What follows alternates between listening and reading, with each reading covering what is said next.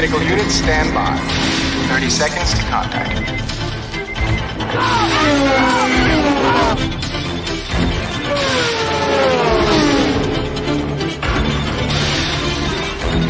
20 seconds.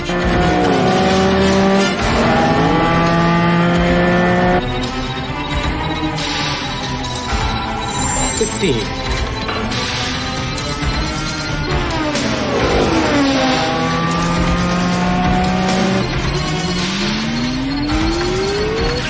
10. 5.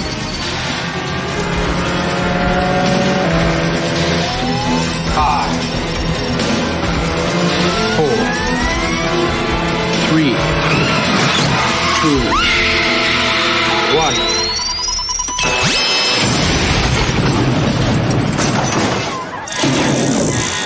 1. We got him. Let's go.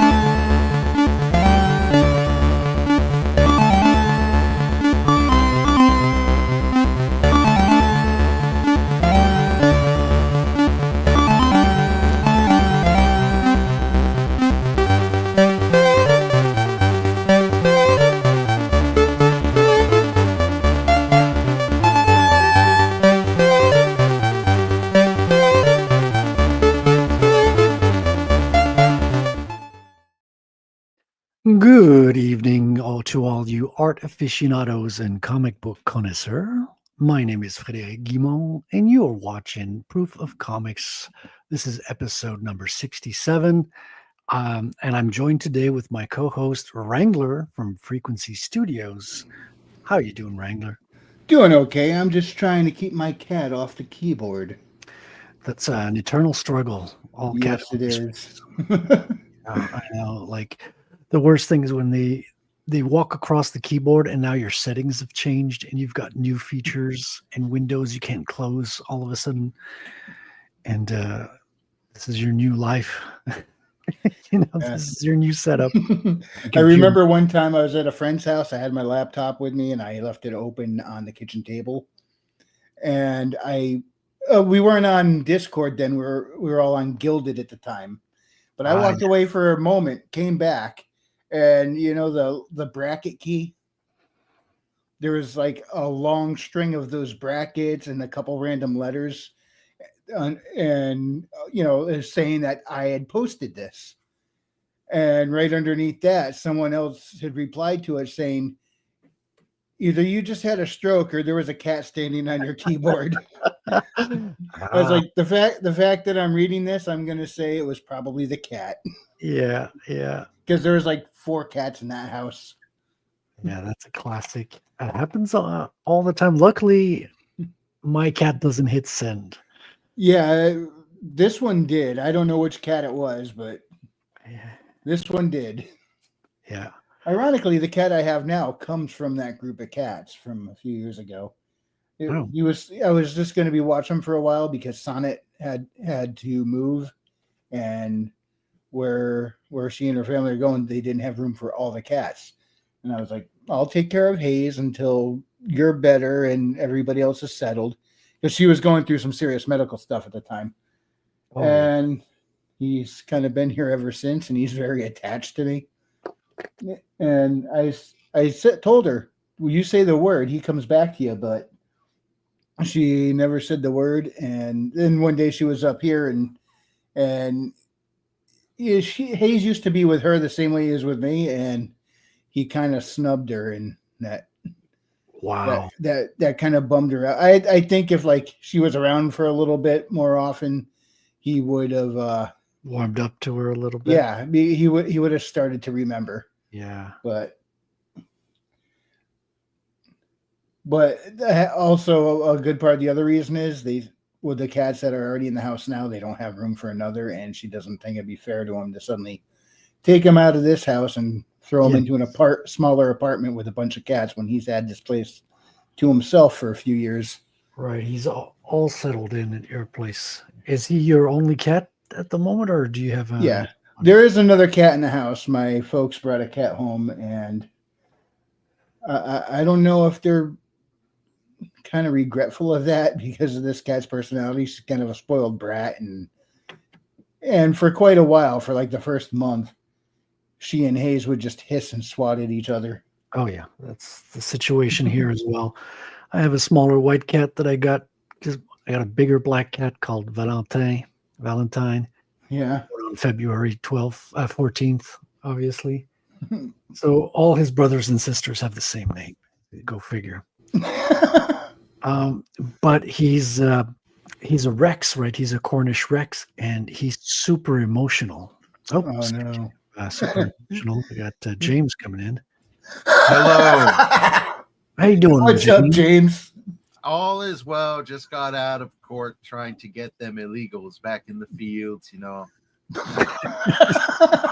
Working out in your what kind of field you got there going? The cheapest ones we can get as close to slavery as possible. It's not slavery as long as they get paid, you see. Yeah, it's modern slavery, which is totally legal. James, well, I wouldn't say illegal. I am so glad you showed up, James. Frederic and I were talking about our cats like old ladies. We needed someone to break this. That's gay. Yeah, exactly. Yeah, clearly. Do you like the smell of their piss? No. I mean, you got to change a little there, but we're not going to dive into that because I don't think anybody wants to listen to that. I think we got more interesting stuff to talk about. Like, I wanted to pull up my campaign a little bit. Yeah, let's take a look at that. I won't. Okay, whip out that campaign, baby. I mean, I'm not going to go too long into it, but I figure it's worth mentioning since I'm going to be campaigning for the next 3 months minus 1 week.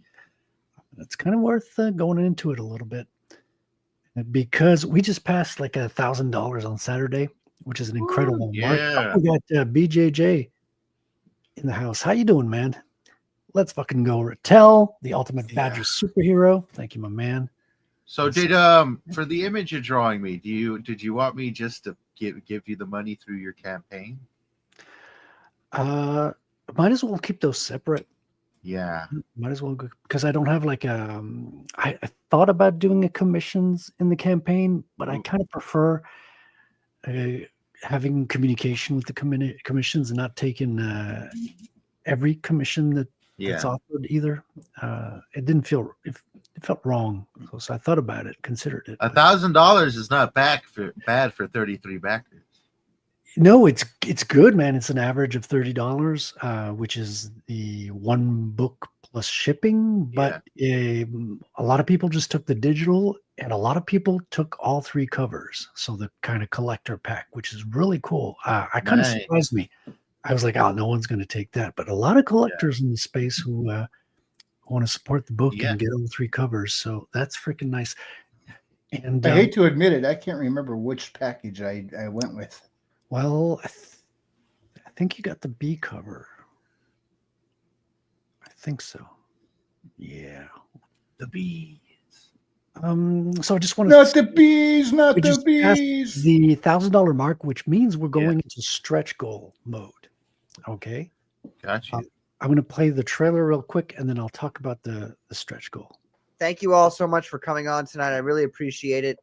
I especially appreciate Frederic Guimont. I'm just going to call him out tonight because, I don't know, I want to make everybody else jealous. And also, he's got a great name. Thanks for coming on, everybody. Frederic Guimont. Okay, that is actually a really cool scene. I really like that. That's cool. Damn. That looks really cool, Frederic. Frederic, what are you working on right now, man?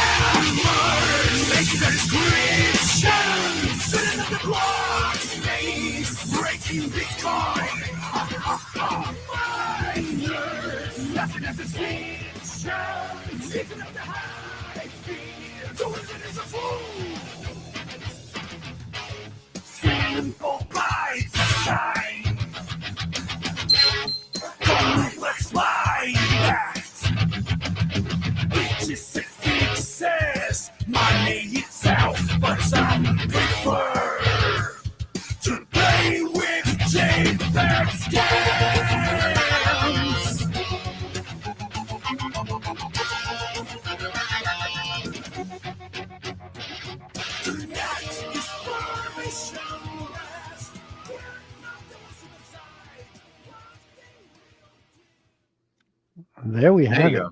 Nice. So I've got demands as well. Demand, that's more French than English. Demand. We have demands. I have requests to make another trailer that's more story focused, really selling the story. This one I kind of felt the need to introduce myself since I'm kind of newcomer in the space. This is my first comic that I'm crowdfunding and everything. So I figured let's use some stuff that introduces me a little bit. But people have been asking you do one that's focused on the story. And that's fine, man. That sounds good. I will definitely oblige. And so the fact that we got over the $1,000 mark, though, means that we've reached a milestone that is what's it called? I'm drawing a blank on the Stretch goal. Thank you, Wrangler. Two of us, we can find our words together. So the Indeed. stretch goal, which is it's a trading card, kind of like this. So this is like the prototype trading card that I made. Hey, can you enlarge your window? Yeah, let me do that. Okay, I wanted to share this. Almost. Let's switch. Can I switch this one? No, okay. Uh, I'll enlarge it just in a second, but I wanted Yeah. to show what the other options for the cards are here. We've got 4 images. Does that blow up pretty good? Okay, here we go. So 4 choices of cards. And- Actually, I have like a total of 8, but the other 4 are not going to be as popular or not done. So I figured we'd start with these ones. These were good choices. Yeah.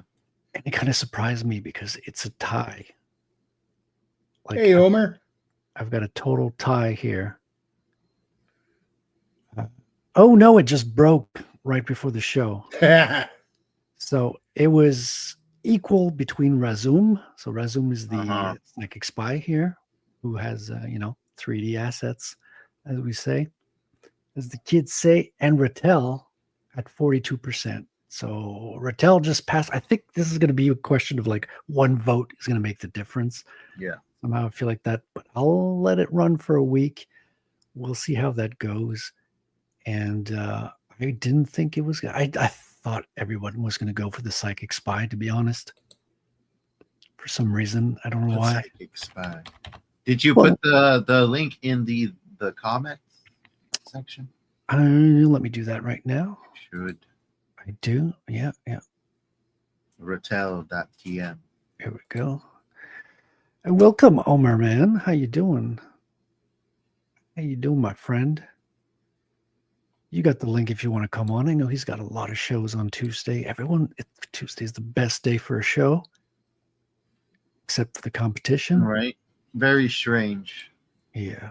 I mean, I figured it's, it doesn't ever impact on 4-day weekends. It's not near Friday, Thursdays, or Wednesday. It's kind of the easiest day to keep going. And we never missed one. The only time we missed one was Christmas. Yeah. So kind of proves right here. So yeah, this was a prototype card. So the card, whichever one the democracy chooses, will have kind of the same frame, and I'll just swap out the center picture here. Maybe update tiny little details in the design. I want to keep the back kind of similar. I want to have like stats for the characters. I don't have a whole game system set up. So the stats are kind of like off the cuffs a little bit. I'm taking the time to make sure they represent the character's real skills and talents. but I don't have a game system underneath that yet. But it would be fun to develop something. A lot of projects kind of veer off in different directions and I add different dimensions, which is always nice to see. So that's it. This is going to be cover number 1, cover A, which I'm redoing.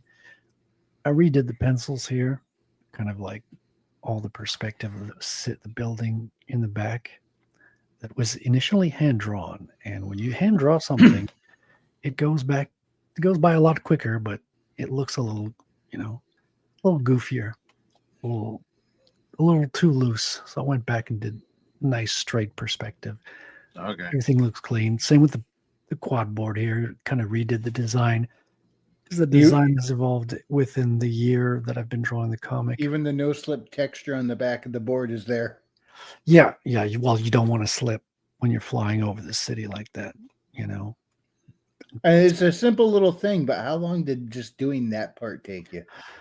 Well, I think it took over a couple of weeks, not continuous, because I only did it while I was on stream. To be honest, I was setting up the campaign while I was not on stream. I was setting up the campaign, doing the colors for the card designs, as well as doing the video editing of the trailer.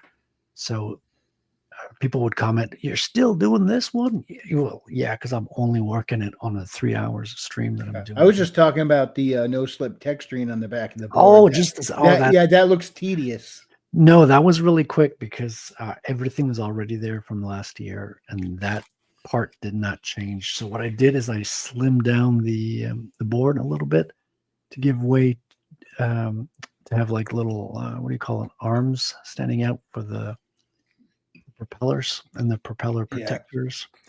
But I kept the basic shape, and the lines were already there. I just kind of like went over with a ruler to make sure everything. You know, it'd be funny is if when the propellers spin really fast, you can see the Bitcoin logo. Oh, that's an interesting one. BJJ says, I got that card signed at block height 869356. That's right. We met in Montreal during a Bitcoin meetup, and he got to one of the prototype cards, and I had signed it. And Sexy. I always date them with the block height. Now, the printing of the card is listed. The block height is listed here. So for you who don't know what the block height is, every 10 minutes, there's a new block in Bitcoin. So the block height will iterate up one number. And that's how the whole story of Ratel is going to be timed. All the time sequences in the book are listed as block height. And we were talking about your commission, James. If you don't mind, I can show it on screen. Is that okay? Go ahead. Yeah, I don't mind at all. So I just got the initial sketch here. Not deep into it yet. So I did like these thumbnails for you, and little variations, but you chose this one here, which is kind of the one I blew up here.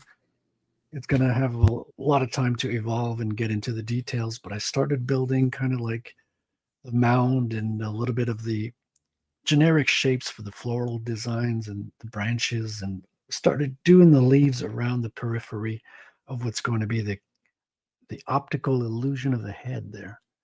So that's going to be interesting. That's fun. I did a lot of these when I was younger.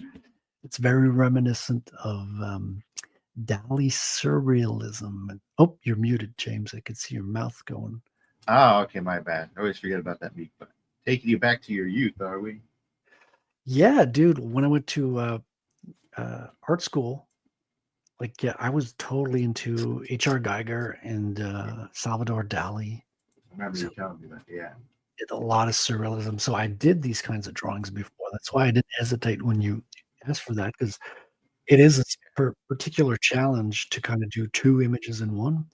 But since plants are very malleable in a sense, you can do a lot of abstract shapes with plants, so it's kind of easy to fit one into the other.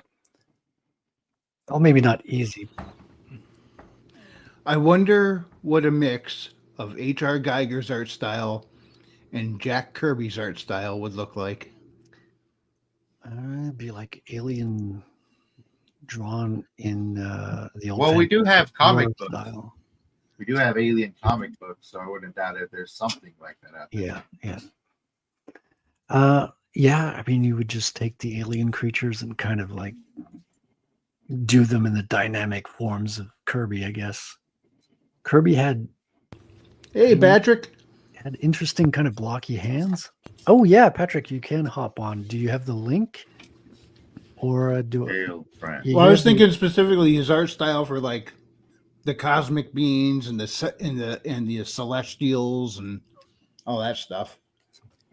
Yeah, let me make sure Patrick has a link. If not, I'll drop it in the Commandos chat. You can pick it up there, man. And of course, everybody loves the Kirby Crackle. Kirby, dude, like Kirby Crackle's been reused by a lot of artists since then as well. And it's kind of a classic now. I think people homage it all the time. Patrick's used it on his covers. I mean, I say he's used it, but Jimmy Ray is the artist that did kind of used on there. I'm not even an art guy, and even I know what the Kirby Crackle is. That's how famous it is.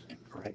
I mean, Jack Kirby was a legend among comics. Like he single-handedly built half of the Marvel universe, if not more, and got it started. Kickstarted. The man was a machine. Like he could put out multiple pages a day. Incredible what he could do. Welcome, Patrick. How you doing, my man? Hello. How are you guys tonight? Hail. Doing okay. Chilling. Good. Yeah, Nice to see everybody. likewise, man. How's everything going? You're kind of sending out for your books now. You got all your stuff for the campaign. It's heading out. I've seen backers getting it through the mail. That's so exciting. Ah, dude, wow, that's so packing 'em up? beautiful. Packing these suckers with them. Hold on, let me Yeah, please invigorate blow you. that up. There we Yeah. go. I'm going to use the Inviginator. That looks nice. It's beautiful. Really, really beautiful. Very groovy. So everybody gets one of these with this campaign, and then one of the boss cards by Salty. Ooh, salty. So Yeah. I'm glad you got into cards as well. Like this is your first Yeah. one for me, right? Yeah, it is. So fun to add to a collection. and it's like got all the stats and everything on there. You've got to, man. You've got So, to. which sometimes I feel like maybe kind of spoilery, but Oh, Whatever. interesting. it's cool. Interesting. You'll notice things. There'll be things people notice hopefully as more cards come out. But I mean, Sweet. is it spoilery or is it like a clue? You know? Does It's it a clue. build intrigue? let me put it like this: there's a secret that is, Yeah. if you have open eyes, it's very obvious, and it will be obvious once it's revealed at the very, very, very end of this story, like 4 years from now. But I'm keeping that secret close to the chest. You know what I'm saying? Yeah. But you can tell, like, there's some things where I'm like, hey. So hopefully people. Yeah, you've been very mysterious with certain of your characters. Yeah. As a collaborator, I've been trying to get some information out of you, and you will not budge.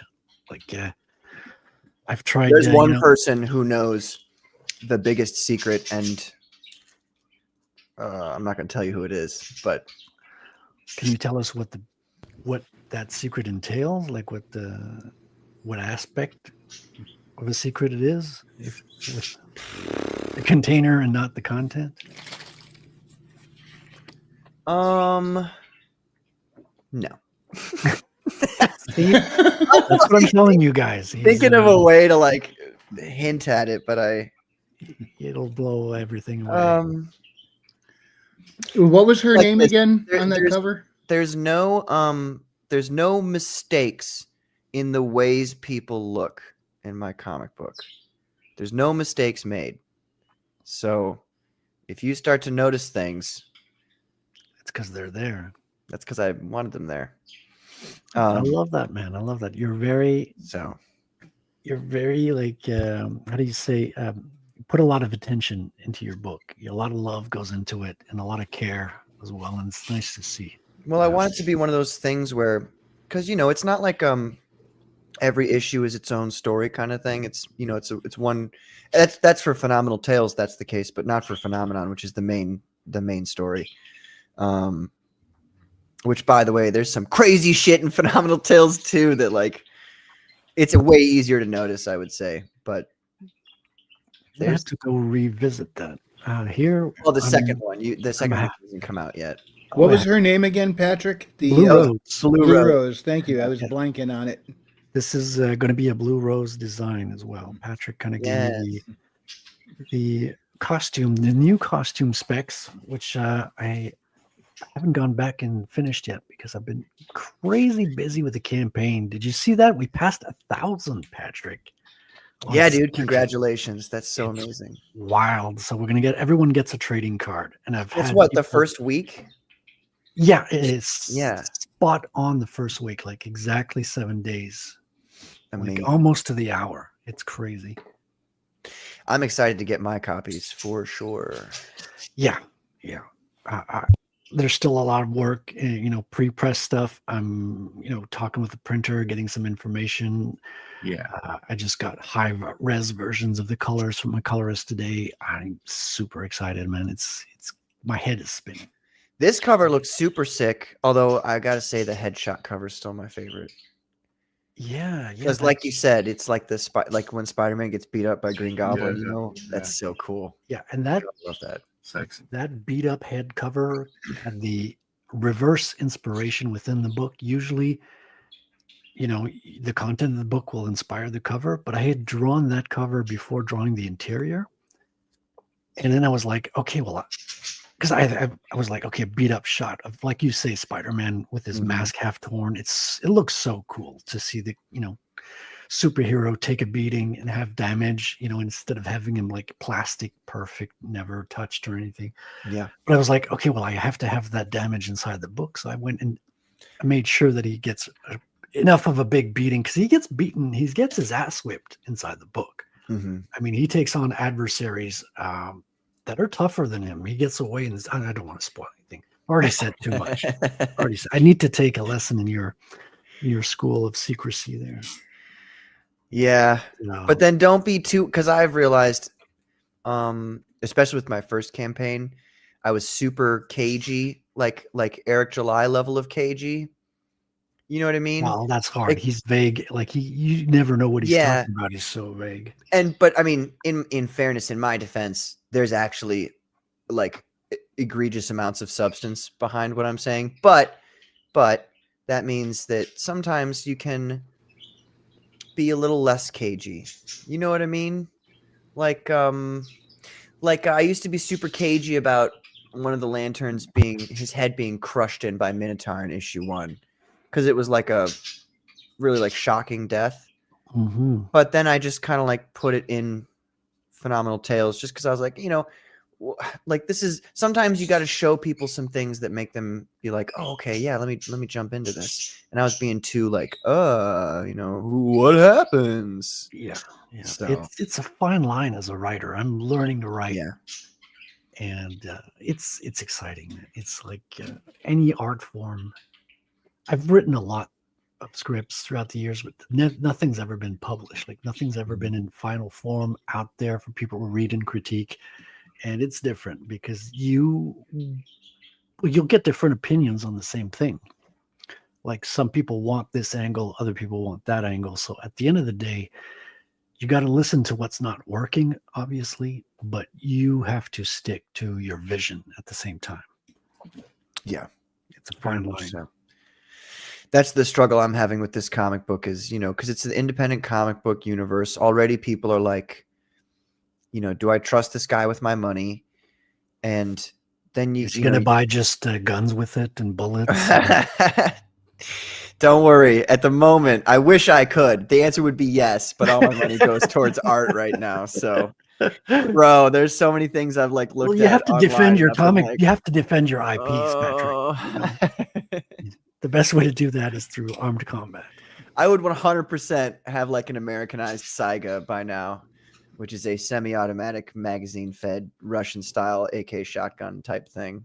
Mm-hmm. But the art comes first. So listen, if you had a bunker with huge military grade armament and tanks as a comic book company, I would come work for you That'd be Instantly. amazing.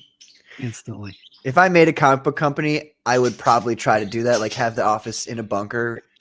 Like you'd have to walk like 2 miles out into the Outposts. wilderness. Yeah. And then you open the hatch and like climb down. You'd have guards in ghillie suits surrounding Yes, you while you're on the exactly. path. Who are you? What are you doing here? Yeah. I'm an artist. I'm here to for a submission. Then submit. On your knees. Yeah. Put the portfolio on the ground. Oh man. It's gonna happen someday. You know it's gonna happen. Hopefully. The dream is to like get so rich that I can just buy Marvel or the Fantastic Four from Marvel and just be like, okay, guys, this is how it's actually done. I have the You know same what I dream mean? with Shadowrun. Funny thing, right? The- Shadowrun? The tabletop game. So Shadowrun is probably going to be cheaper. I've never yes, played that. What's it like? Is it like D&D? a little bit. So it's cyberpunk, but with D&D classes. So you have magic. So you got the sci-fi tech of the future, and you got elves, trolls, magicians, and all that. And it sounds like something that would not work, but somehow it really works.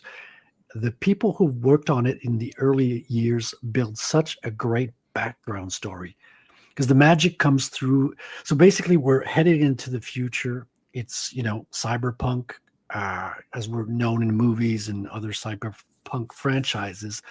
But at a certain point, magic awakens, and all the races, they happen in mutations within people.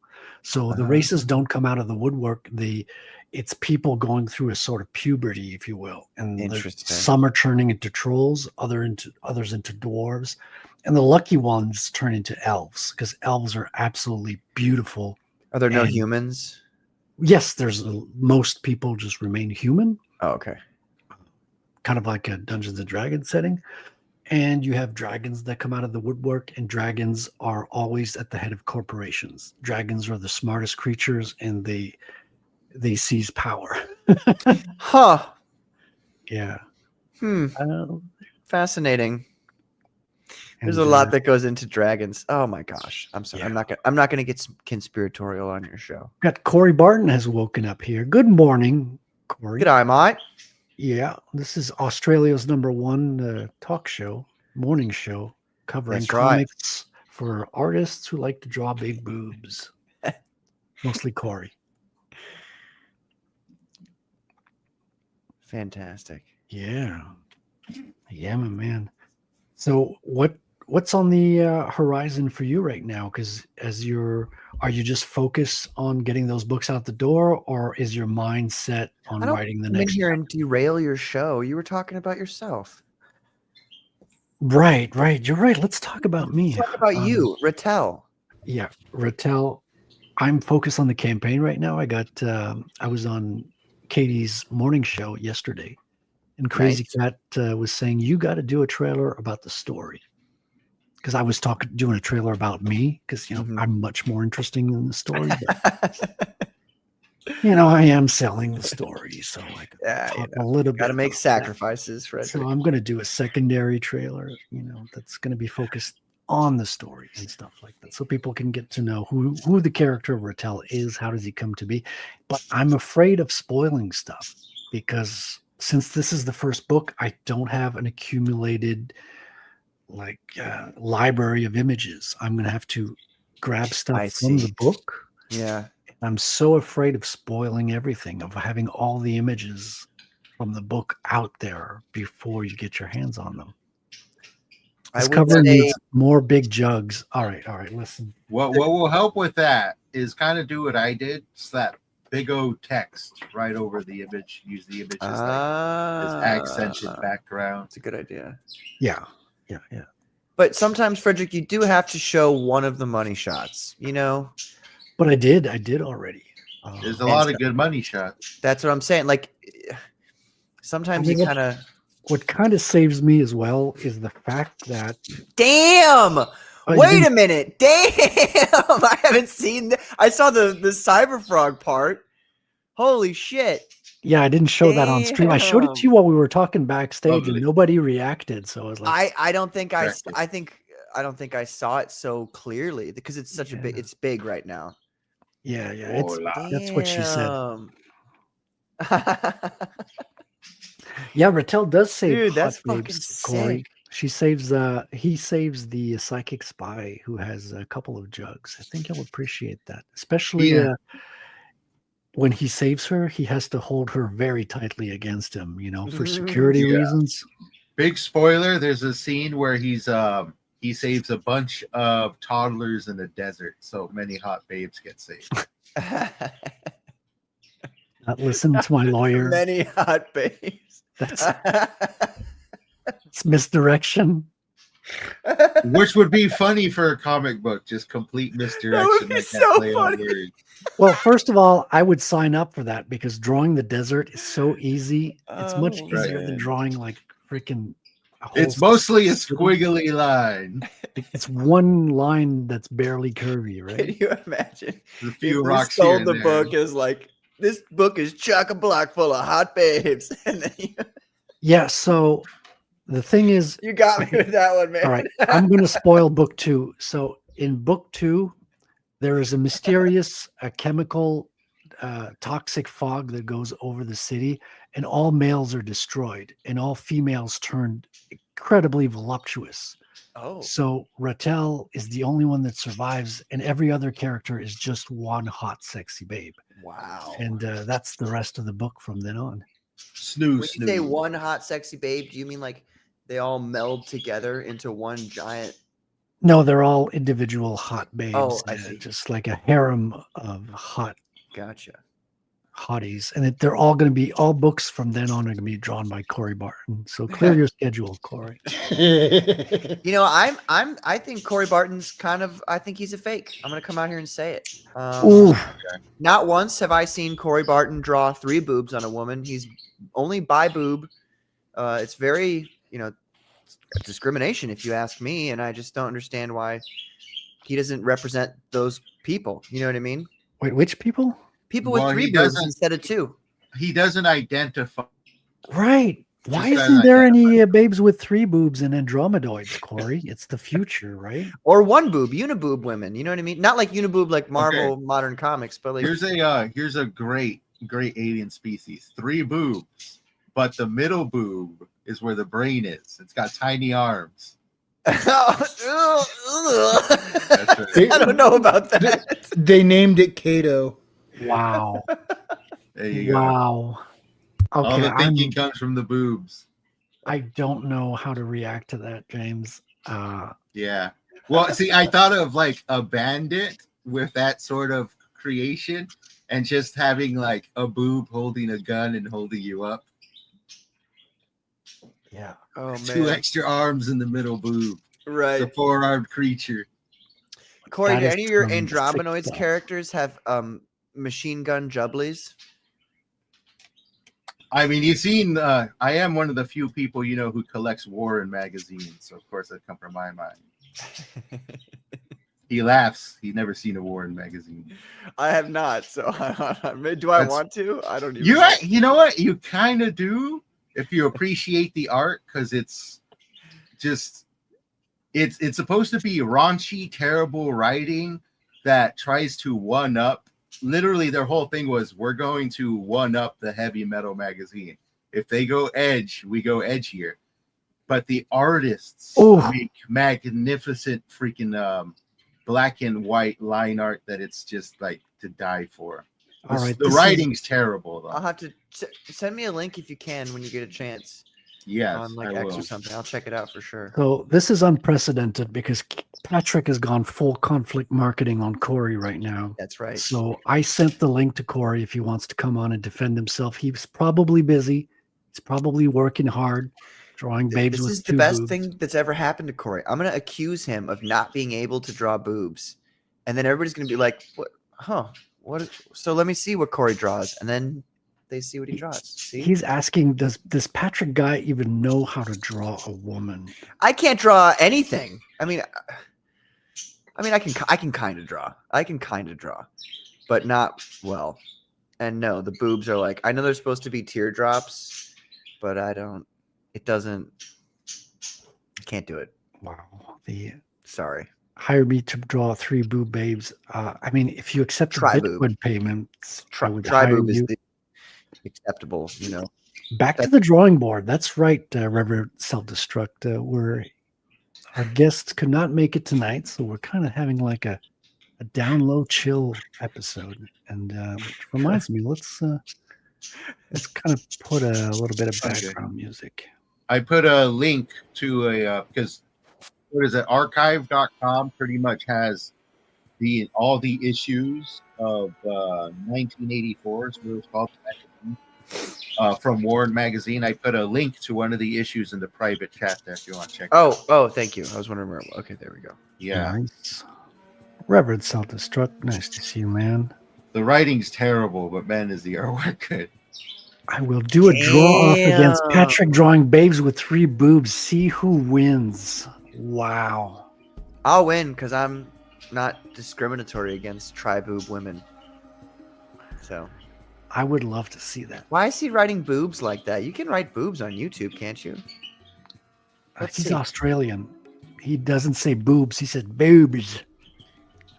It's how Aussies speak, man. Yeah, you can do it. Yeah, I can't come on today.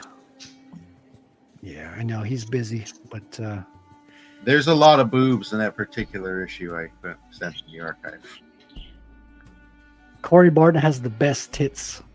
Okay, I'm surprised. Okay, there has to be. I mean, he like, draws nice tits as well, but if you like his tits, that's on you, man. Corey Barton, I hereby have a task for you from the Monk of Breasts. You are hereby sent on the quest to collect the best images of women's breasts and release them in a single issue. Wow. I mean, they're Playboy Hand-drawn had a big book of images. breasts at one point. Like Yeah, they're hand drawn. One side of the page of a spread is the image itself, and the other side is just pure scrutiny. All on the expertise of one who truly knows the art of drawing boobs. that would probably sell well, man. How to draw boobs? A book about just how to. Never book mind. about Forget boobs, that. the Forget I boob said book. that. I'm The gonna boob book. buy the domain name. Right? You're thinking about it now. Like, yes, I Oh, see fuck, it. this is too good of an idea to throw out there. It's going to be an entire series starting with the boobs. We'll go down to the thighs, get some calf in there, We need to get all artists to chime in on it. and eventually hands, because that'll be the big one. There's so many books out there how to draw hands. Oh my you know. God. No, but Hands- it's not going to be less about drawing, but just scrutinizing people's drawings of hands. Yeah. James, this is not appropriate. No, I told you. They tried my to God. totally one-up heavy metal. Have you ever opened a heavy metal magazine? I actually never have read a heavy metal magazine. Oh, I've seen the wow. covers and all that, but It's more the art is spectacular. right? And Corey that one doesn't Barton, even have some of the crazy spreads either. Like that one has more adventure stories. There's a lot of them that have like space Oh, stories. that's straight pubic hair right there. Oh my God. Yeah, they don't hold back, dude. it must be in the Holy 70s or early 80s. Corey says, we are not mortal enemies, Patrick. Calling me a fake like that? I'm just saying, man. It's Oh, he You're- says we are now mortal now enemies. mortal enemies. Okay. That's way more interesting, Corey. I like that. Look, Corey, it's not me who's been ignoring the plight of the tri-boob community for this long. Okay, that was you. That's on you. So A Warlock cover should have melons. Throw a great pair of cyber jogs on your frog. cyber jugs. I'll consider it for the smallest amount of time, but I will consider it. Frederick, though, legit though, you should make a picture for Warlock where you change the Warlock into a female, like a babe. You know what I mean? A she Warlock. Yeah, that'd be cool. Not a witch, a she Warlock. That'd be pretty cool. Yeah, but Warlock is very masculine. That's what it's all about. Call her a Warlockus. We got Dave Brinks in the I think- house of Genuine Comics. How you doing, man? I think your situation got resolved, right, with the mailing to the U.S. I'm happy to hear that if that's the case. And also, Dave, your art book from Perfect 10 is coming in Thursday. I'm so looking forward to that.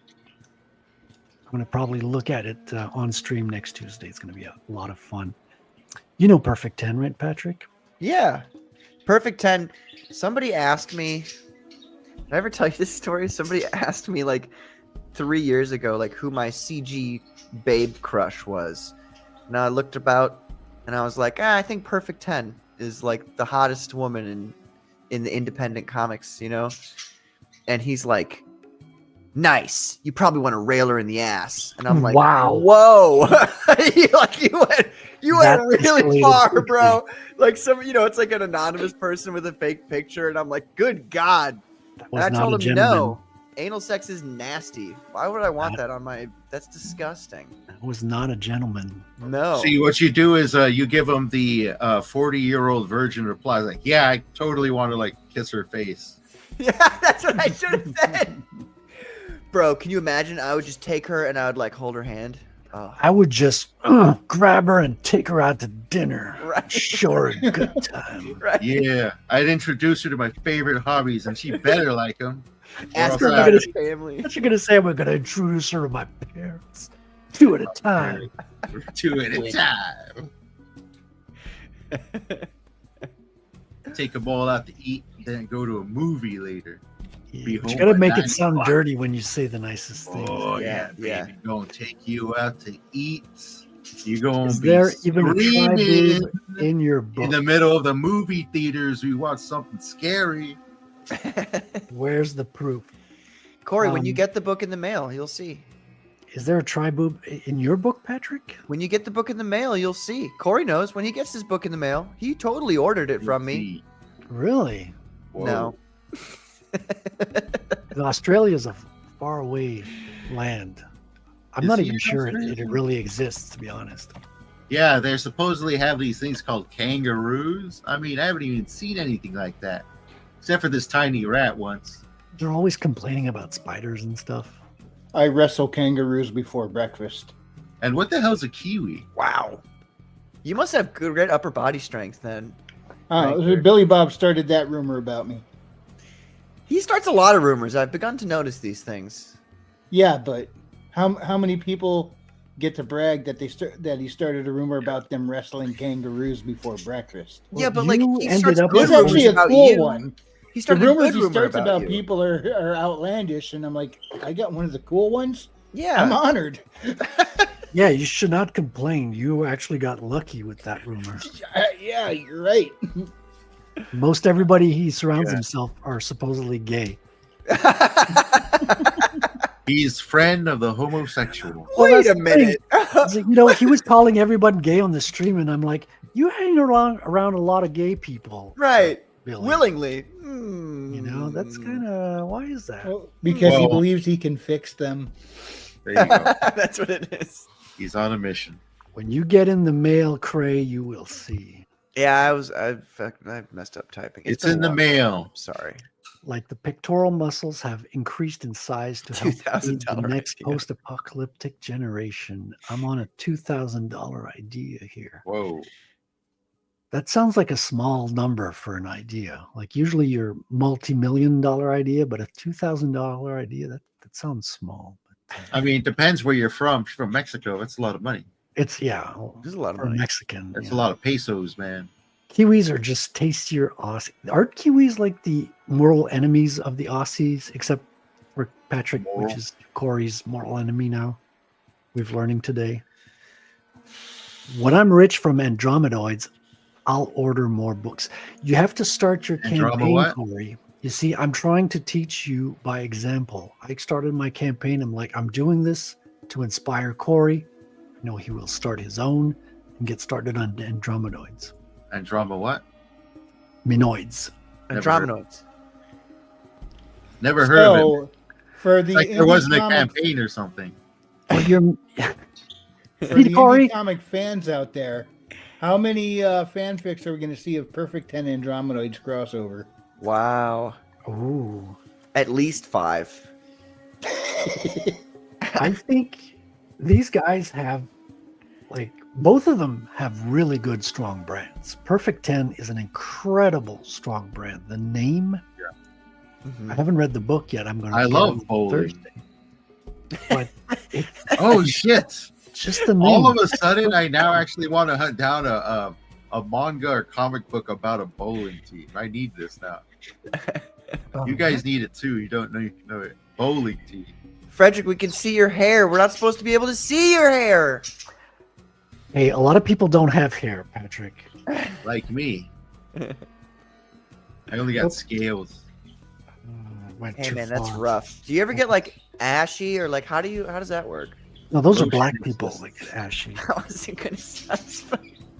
You racist, you. I wasn't gonna What am I directly doing? say it, bro. You were just gonna slyly, subtly insinuate it. Oh my god. Dog whistle. I'm only racist against Indians, I swear. Which kind? You know, dot ones, not the I love the feather The ones. They're dot the ones. best. Yeah. I love I feather don't know. Feather ones ate way more people than the dot ones. I'm just of all the lesser races, I Well- feel like the Native Americans are the best. First of all, you can't put all the Native Americans in one reservation. I'm technically Native American. Look at me. I'm a lizard here. They're different kinds, right? So most of them, like the Wendats, are cool. I'm down with the Wendats. But the Iroquois, they scalped both my ancestors. You Oh, did okay. say that one time. Yeah. Oh, and I'm not going to stop saying it. You keep going, brother. And how do you feel about the Algonquin? They're all right. Yeah? So Yeah.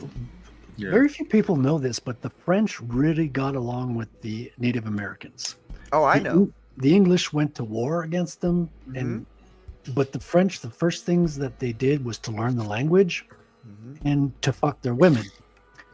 So, because the first thing that happened, they saw naked women dancing in the field, and they were like, "Oh, I want Yeah. to learn their language." Yeah.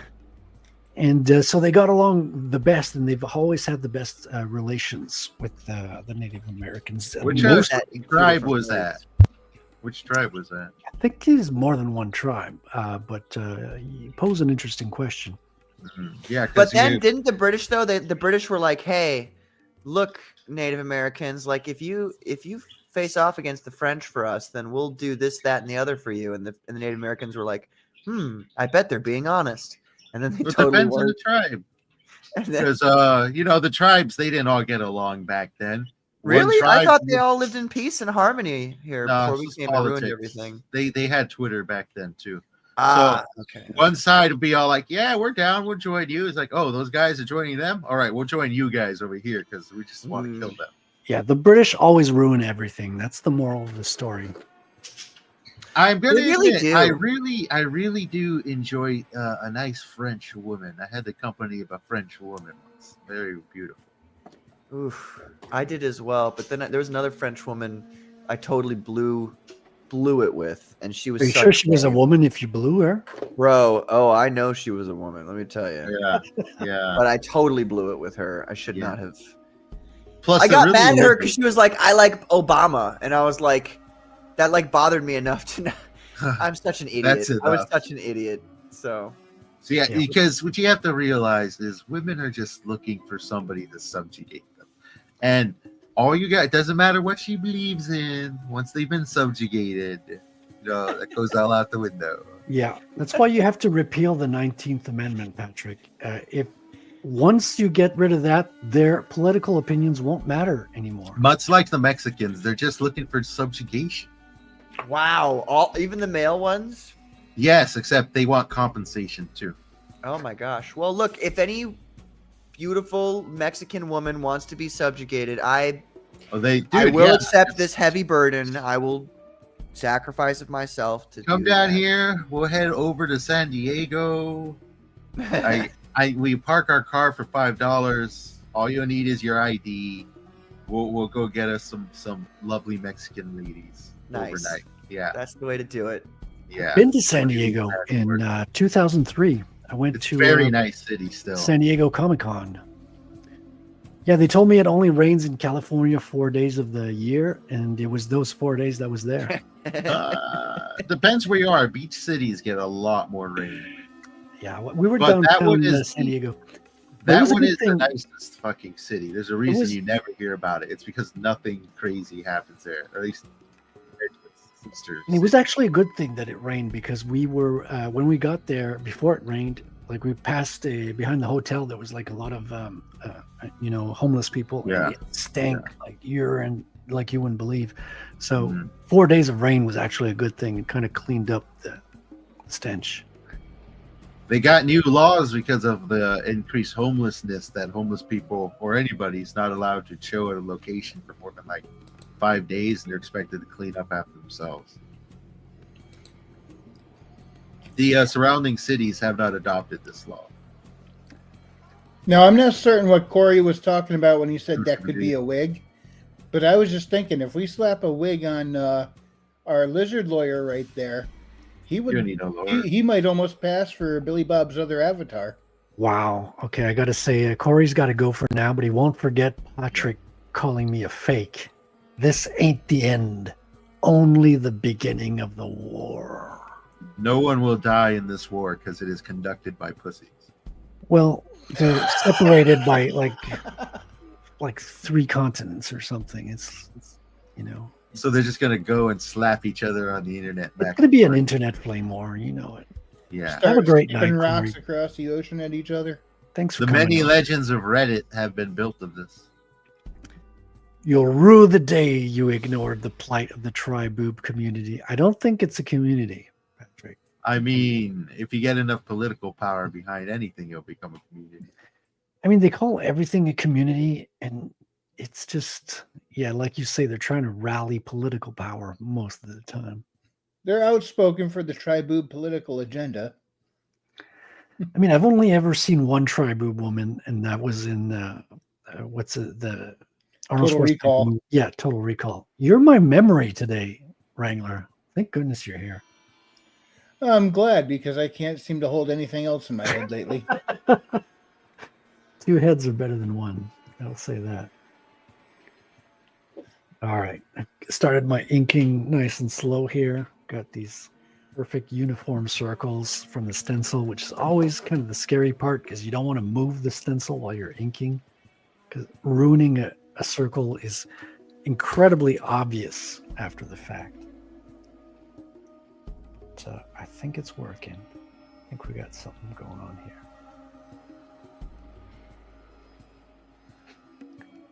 So, Patrick, I can't wait till we're a few issues in and we can see what some of your characters can really do. I might have to start picking battles for them. Yeah, I think he stepped away for a moment. He said, be right back in the private chat. So I'm sure he'll be back soon. He was probably scared. He had to go advocate for the tri-boob community. No, I think when Corey started talking tough, Yeah. Patrick got scared and was like, he went in the other room too. As one does. At least As one does. that's my take on it. I might be wrong, but I'm usually right. I thought he's a pretty brave guy. Doesn't he like go commando all the time or something? You keep using that word, but I don't think it means what you think it means. Funny. We got another commando show this Saturday. I don't know who the guest is. We're gonna have to ask him. We know who it is. Yeah. I love guests sometimes. I mean, we've been having a lot of guests on this show. We've been having last couple of weeks has been off. Our guests cannot make it, but it's nice to settle back and just relax. I usually get more drawing done when the guests can't make it, so I'm not going to complain. So I'm trying to do what you do. You sit there, you'll work on that and chat at the same time. I just went over and I was trying to write a little bit on my manuscript, and I don't know how you do it. I cannot sit there and I could not focus on what I'm doing while chatting. It's not the same because drawing and talking don't use the same parts of the brain, whereas writing and talking, it's both the same part. Like it's both the words. But I only have one part. That's it. That's all I get to work with. I know because all growing up during school, I draw during every class, right? And some teachers wouldn't mind. They wouldn't say anything. They'd be fine with it. Some teachers would try to catch me. They're like, oh, he's drawing, so he's not paying attention. So what did I just say? And I would just repeat word for word what they said for the last 2 minutes, and then they'd be, all right, I'll just let him draw, because clearly it's not hindering his, retention of the information there. So it doesn't compete. Drawing, actually, there's a strange thing that happens, whereas whatever I'm listening to, whether it's a YouTube program, a conversation on stream, or music that I'll be listening to while drawing, if I pick up the drawing like a month from now and look at it and start examining it, I'll just instantly remember whatever I was listening to while I was drawing that part of the drawing. It's this weird association in the memory, the way the neurons hook together in your brain, but they're not in competition. You can totally listen and talk. Although when I got a guest and I have to focus and ask them like interesting questions and be like really entertaining, then I got to like pay attention and I got to be a little bit more active. But like if we're just talking about something and kind of casual, it's easy peasy. Yeah, unfortunately, I'm a guy that can't walk and chew gum at the same time. So, and yeah, I'm pretty asynchronous, whether it be in physical activity or mental activity. It's just one of those things. I got to do it, be a one of the thing at a time kind of guy. Some people can multitask and juggle things very well. That's just not one of my talents. Well, I can't multitask outside of this. This is the only multitask I seem to be able to do. And you do it well. Well, thank you. Thank you. I'm getting back to commissions now. I've been putting these off for a little while. I've got Patrick's Blue Rose, turnaround I got to do. The turnabout sketch. Yeah, I just need to put the clothing on. Yeah, I cannot wait to see more feats out of her. So I know if I could throw one of my characters up against her. Wow, you're a feet man, are you? No. Learning a lot now. I'm not a foot man. I don't have a foot fetish. I do have a breast fetish, and I try not to think about that, keep my thoughts pure, and then I come on here and we get the whole tri-boob conversation going. So right. Yeah, this is a degenerate stream, you got to go cleanse after watching this show. You know how it goes. Yeah, but I can't help but wonder. I look at Blue Rose and I wonder, can Sabrina take her on? Well, she's got the power of plasma, so that's an interesting. She has a disruption emitter which shuts down energy abilities. Oh, your character? Sabrina carries a portable disruption emitter. It shuts down energetic abilities of other people. Wow. Which means they'll take it to pretty much just physical prowess. And since Blue Rose was a Spetsna, she's going to be no slouch. They're probably on a similar level. Yeah, she's got military training. Yep. And Sabrina's got them ninja skills. So it would probably come down to a more mundane style brawl. That's why I need to see feats out of her.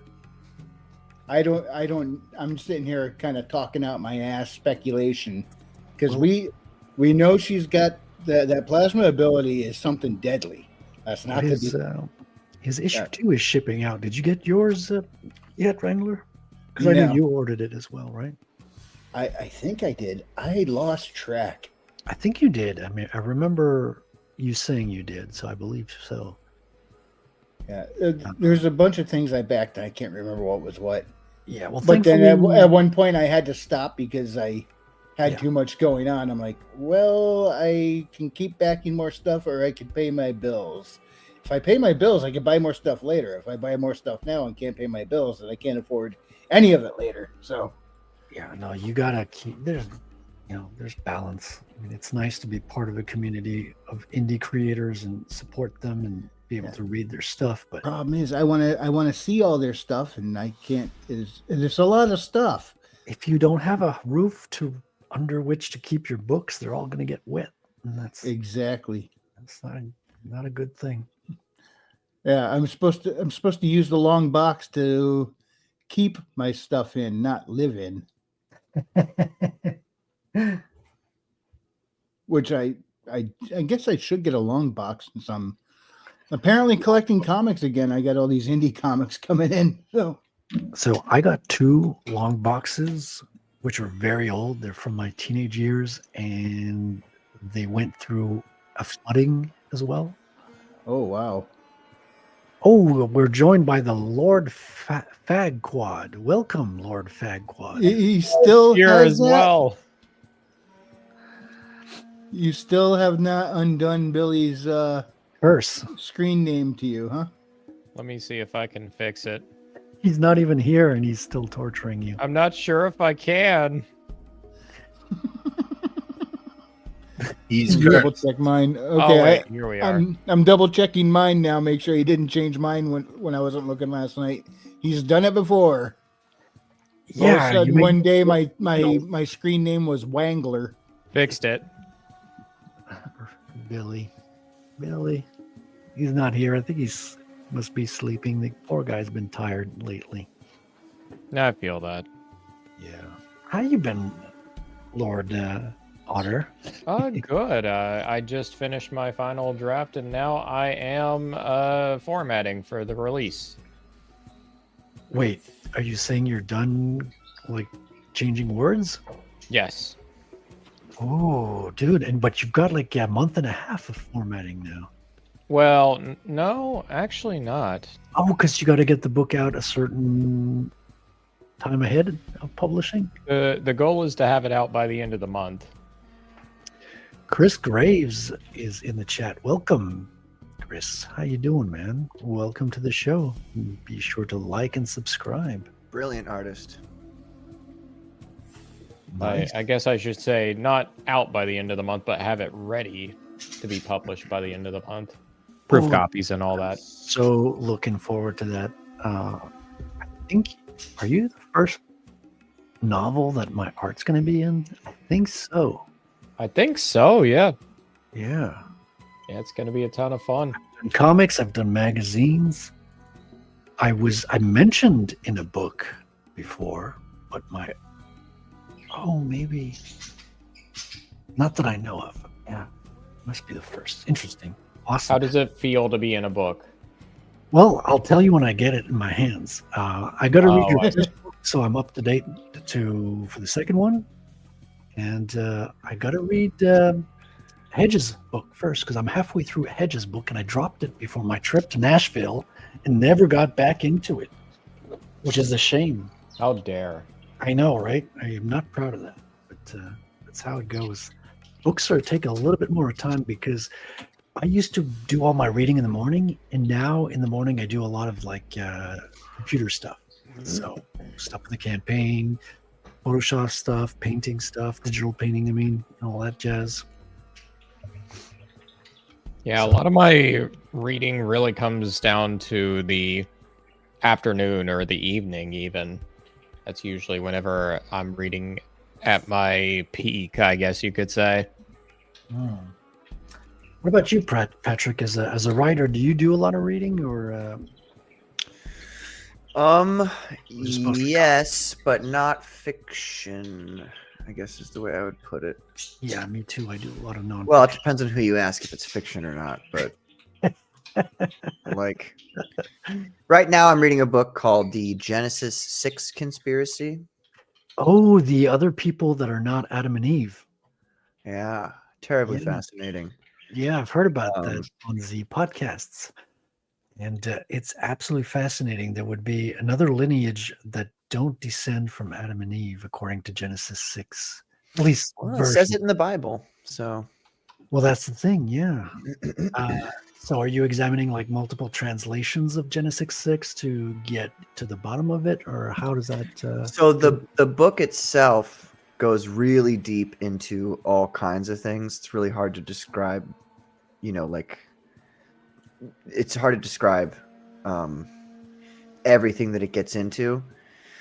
But I think the general gist of it is that there is a group of people who descend from, well, for lack of a better term, like the angels. and the Watchers, the Nephilim. So they talk about that, and they haven't really gotten into, because he's referenced that there was another type of person as well, the Sixth Day person or something like that, Sixth Day Man. But anyway, it's a really fascinating book, and then I'm also reading Parsifal, which is a That's a French medieval tale. yes, sir. Yeah, and I'm reading that because it also is terribly fascinating. He was one of the Knights of the Round Table. He was. not? Or Yeah. he was the reject of the Knights. No, he was the quote unquote greatest knight in the world. But he doesn't start out that way, does he? They all kind of just think that of him, like already, like right away. The moment you meet Parsifal, what do they call him? They call him Percival in the book. But the moment they meet him, it's like they're like, oh, you're the greatest knight in the world. Like, you're the most virtuous, holy knight. It's really fascinating. I really love how, like, they go around doing, defeating evil and spreading the new law, which is cool because it's like the new law is, the law of Jesus Christ, of Christianity.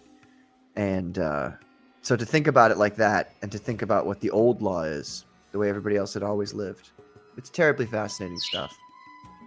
And it's like reading candy to me, like just the ways that things are written. Virtuous. It's living by a code, chivalry, and all that. Oh yeah. Do you mind if I read a little snippet of it? No, go right ahead. Just so you guys know what I'm... Excuse me. So here's just an example of the way the language works. The king sojourned at Cardois of a long space. He believed in God and his sweet mother right well. He brought thither from the castle where the Graal was, the pattern whereby chalices should be made, and commanded make them throughout all the land, so as that the Savior of the world should be served more worshipfully. He commanded also that bells be cast throughout his land, after the fashion of the one he had brought, and that each church should have one according to the means thereof. This much pleased the people of his kingdom, for thereby was the land somewhat amended. It's just, God, the way that they talk is, Yeah, I used to read those stories in French in French class. Really good stuff. Beautiful, just beautiful. I gotta it's ask gotta be Patrick. I know you said you didn't read a whole lot of fiction, but have you ever checked out any of Lord Dunsany's fiction? No, what's that? Well, He was a human being born on the planet Earth many moons ago, yet passed away because many, many, many moons ago, and time equals death. well, he's often considered to be the actual father of fantasy. A lot of people credit Tolkien with that title, but he's one of the first modern writers to actually have a proper like mythology and everything. And his writing is like heavily inspired by kind of like Greek myth, a little bit of Poe, and like the King James Bible. And it's like a really fun mix of the three. Huh. He's an expert writer. You should send me a link to that because that sounds exactly right up my alley. Yeah. There is a book I can recommend. It's called In the Lands of Time, where a lot of it's like very like it's almost like flash fiction or something like that. Some of it is like proper short stories. He's done a novel or two, but it's all about kind of like he's very creative with how he words things, and it kind of like it's very good at making you think in different ways. Like something that would seem mundane to you or me, he'll phrase it in a certain way where you're like, I never thought of it that way. It's like think of like fire kind of like crackling along the hearth. He'll be like, oh yeah, Shiar sent his children shadows, kind of like casting away up until he would eventually leave. Then they would creep back as their brother, like Shar or whatever, would like suddenly kind of like regain his presence. Something like that. I'm very much paraphrasing. But it's a lot of personification, very mythical. And it's like, it's very well done. I'm looking at some of it right now. I have to check that out. Thank you. Yeah, no problem. At first, it showed me the land before time. That freaked me out as a kid. Really? Oh, go ahead. Oh, Chris asks, what's this Warlock cover all about? Nothing, Chris. You didn't see anything. There's no Warlock cover. Nothing at all. It's NDA. NDA. I'm just having fun. I'm just doing fun stuff. Pay no attention to the man behind the curtain. Right. Photosynthesis. Although I thought it would be a nice image to have a frog coming out of the boiling pot of water, because frogs are known to stay in boiling water. But I would imagine Frog would have a heat sensor warning him that the water is boiling. Hence, he would have the power to leave the pot of boiling water in time, shocking the Warlock here. So does this mean the Warlock, who is obviously conducting this in a dungeon, would that mean he's a dungeoneer? No, he's actually in our friend Aaron C's basement. Which? Oh yes, Aaron's basement. Yeah, he lives with Aaron. Yeah, I mean, you can't really pay the bills being a warlock nowadays. Things are tight. Yes, they are. I used to be an all-powerful wizard, and then I was replaced by AI. Damn it. Gandalf comes stomping out. The AI took my job! A wizard is never late. What? Am I actually late? Wizard is never late, but his girlfriend is sometimes, you know? What I mean? Always taking 40 minutes just trying to get properly made up for the day. What's that all about? I was maybe referencing late in our time of the month, you know? Late in terms of the moon. I was making a different joke. We'll go with yours. Yeah, we're awkwardly joking off each other here. Zombie Boy says, "Woo!" What's up, Nice. Zombie Boy? How you doing, my man? Welcome to the channel. I hope you like it here. Find a comfy space to plot down, and do subscribe and like if you enjoy your stay here. We always cherish our new subscribers. As a small channel, it's always welcomed. Oh, I wanted to ask you, Patrick, before you went away for a second. Do you have a guest scheduled for Saturday on the Comics Get Commando? I sure do. It's going to be Frost Comics. Oh, Jared, nice, nice. After he destroyed Shadowpunk, we got to have him on. So we're going to be talking about Cock then. We will, in fact, probably be talking about that. Yeah, I was hoping to talk about that tonight. We're supposed to have Chrissy on tonight, but she couldn't make it. She was the first one to go head to head. She was the first one to give her spiel.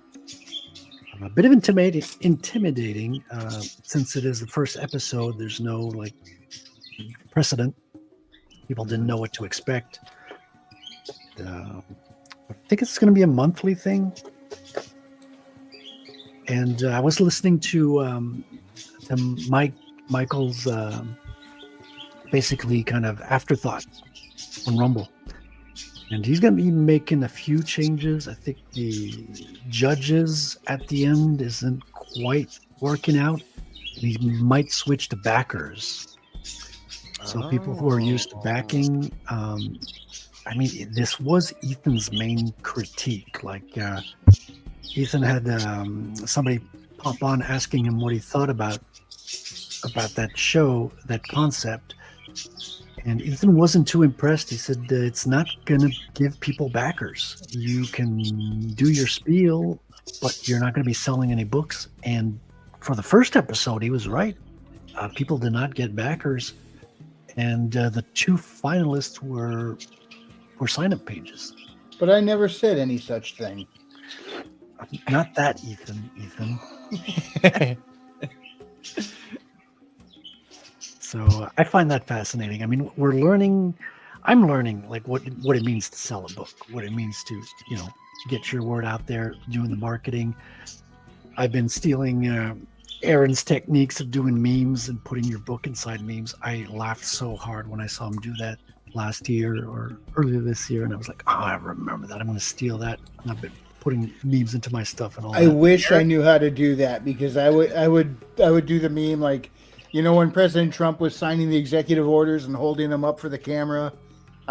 I so badly want to like Photoshop my book into his hands there at that moment. You'd be I did surprised that. what you can do with just meme generator. Meme generator gives you a lot of mileage. Yeah. Welcome, Catalyst Vault. Welcome. Hello. And he's right too. Yeah. Percival, Gawain, and Galahad. Gowan. I always think of Tristan and Isolde. They're kind of a Romeo and Juliet story with a love filter. Filter in the sense of potion, a love potion. And yeah, the two get caught sleeping next to each other, and he awakens with his sword planted between the couple. It's so dramatic, man. It's damn. You know, one of the best stories in Parsifal so far is that this dame comes to Cardois, which is where Arthur takes court, not at Camelot. Interestingly enough, they mention Camelot, but it's not the place that he's at court. And this dame comes and she's like, I got this locked box, and inside is the head of a slain knight, and the only person who can open this locked box is the person who killed the knight. So Arthur's like, all right, guys, line up. Like, hey, Lancelot, my top guy. And Lancelot's like, yeah. He tries to open it. He can't open it. And he's like, all right, Gawain, my next top guy. Gawain tries to open it. Can't open it. All these guys go through until finally this one guy, K Seneschal. He's like, Seneschal. That's probably the right way to pronounce it.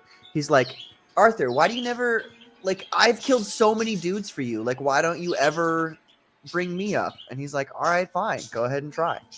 And he opens the box up. Like, he was the guy who killed the guy inside the box, and inside is the head of the knight that was slain by K Seneschal.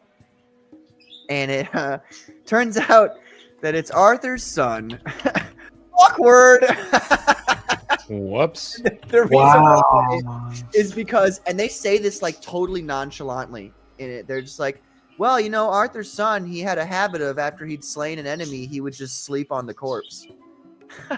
And so Kay like wandered upon this spectacle and was like, what the fuck? And so he killed the guy who was sleeping on the corpse, and that was Arthur's son. The moral of the story is, don't sleep on what you kill. Just eat it. Right. Wow. Now, all I could see in my head is Riddick say at the end of the Chronicles of Riddick saying, you keep what you kill. It was crazy. It was it was so funny when I read that. Do you get any inspiration for your own stories from reading that, or is that too far off? Like, totally? Oh, no. So it's like this.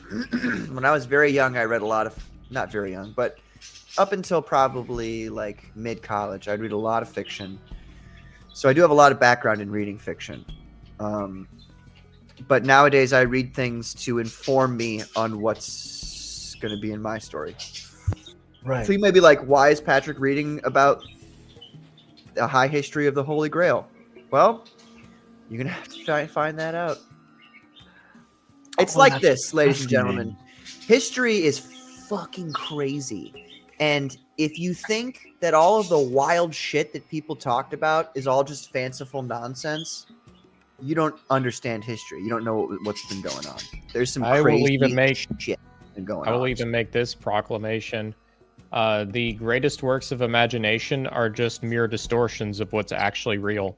100%. 100%. Yep. Wow. Pretty much. Real all of a sudden. Speaking of real, we got a real woman here. Katie. How are you doing, Katie? There's no women on the internet. Everyone knows that. Ale. 1990s rules, boys.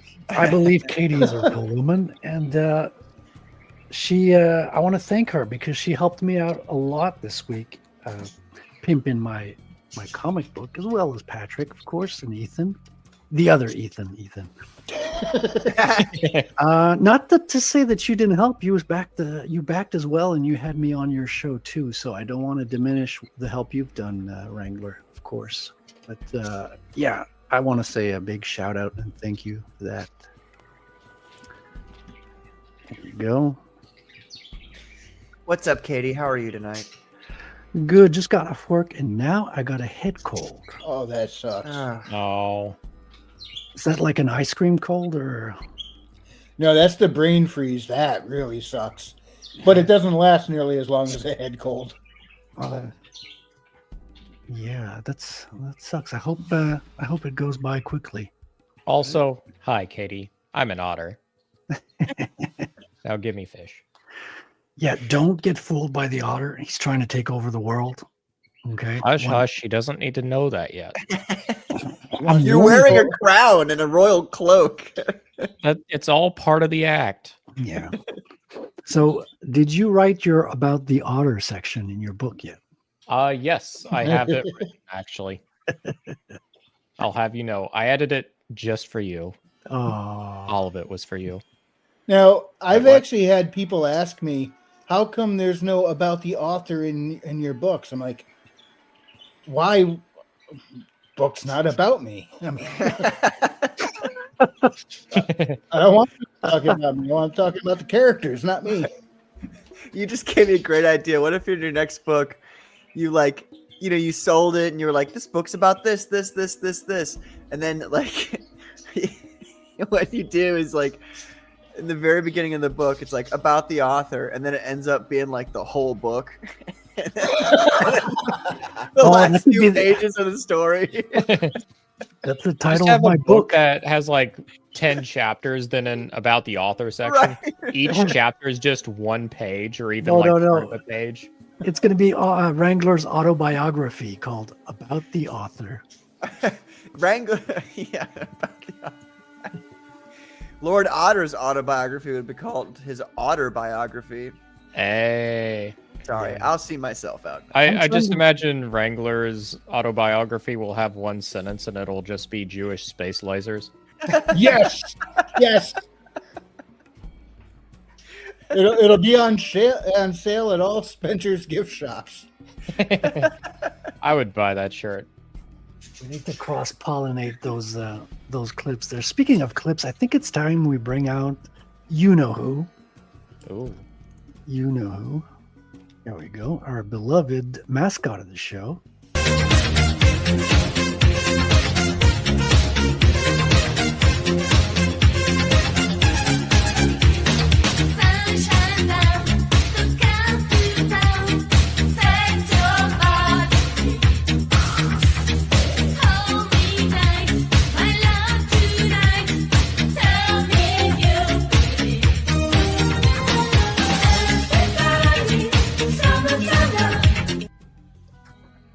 Kitty has Dolly Parton. Me.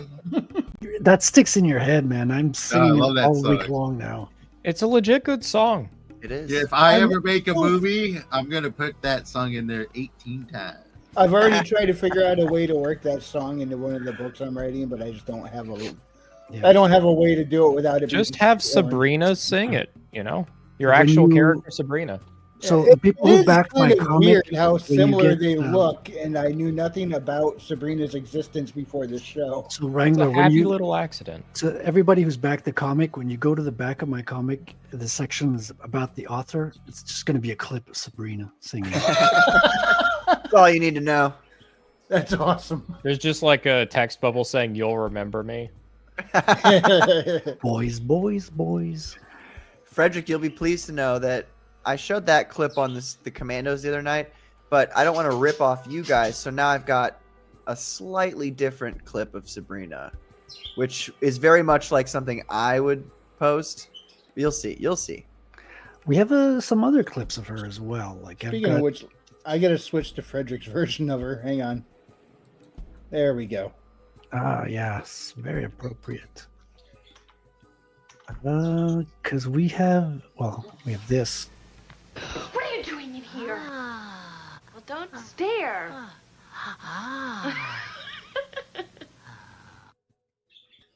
She has no idea what's about to happen. What the fuck is that from? Terminator 2, probably. That's no. You didn't watch it all the way to the end, did you? Oh, that's right. I stopped.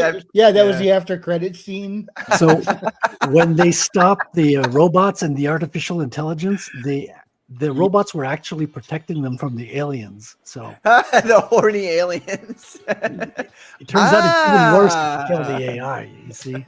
Have you ever seen Earth Girls Are Easy? Is that where that's from? Oh my god. No, but I think that was one of Jim Carrey's first roles. I don't know if that was his first role or Love at First Bite was his first role, but I've seen Love at First Bite. That was an interesting movie. So Jim Carrey played a cartoonist, a comic book artist in a TV series that had one season. Did you guys know this? no. No. Actually, I think it was an animation studio. So I take that back. It's not a comic book artist. It's an animation studio.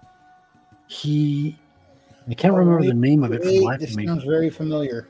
Yeah, you can find it on YouTube. Like it's available to watch, but it's pretty bad. Like even with Jim Carrey, like he cannot for the life of him make the show work.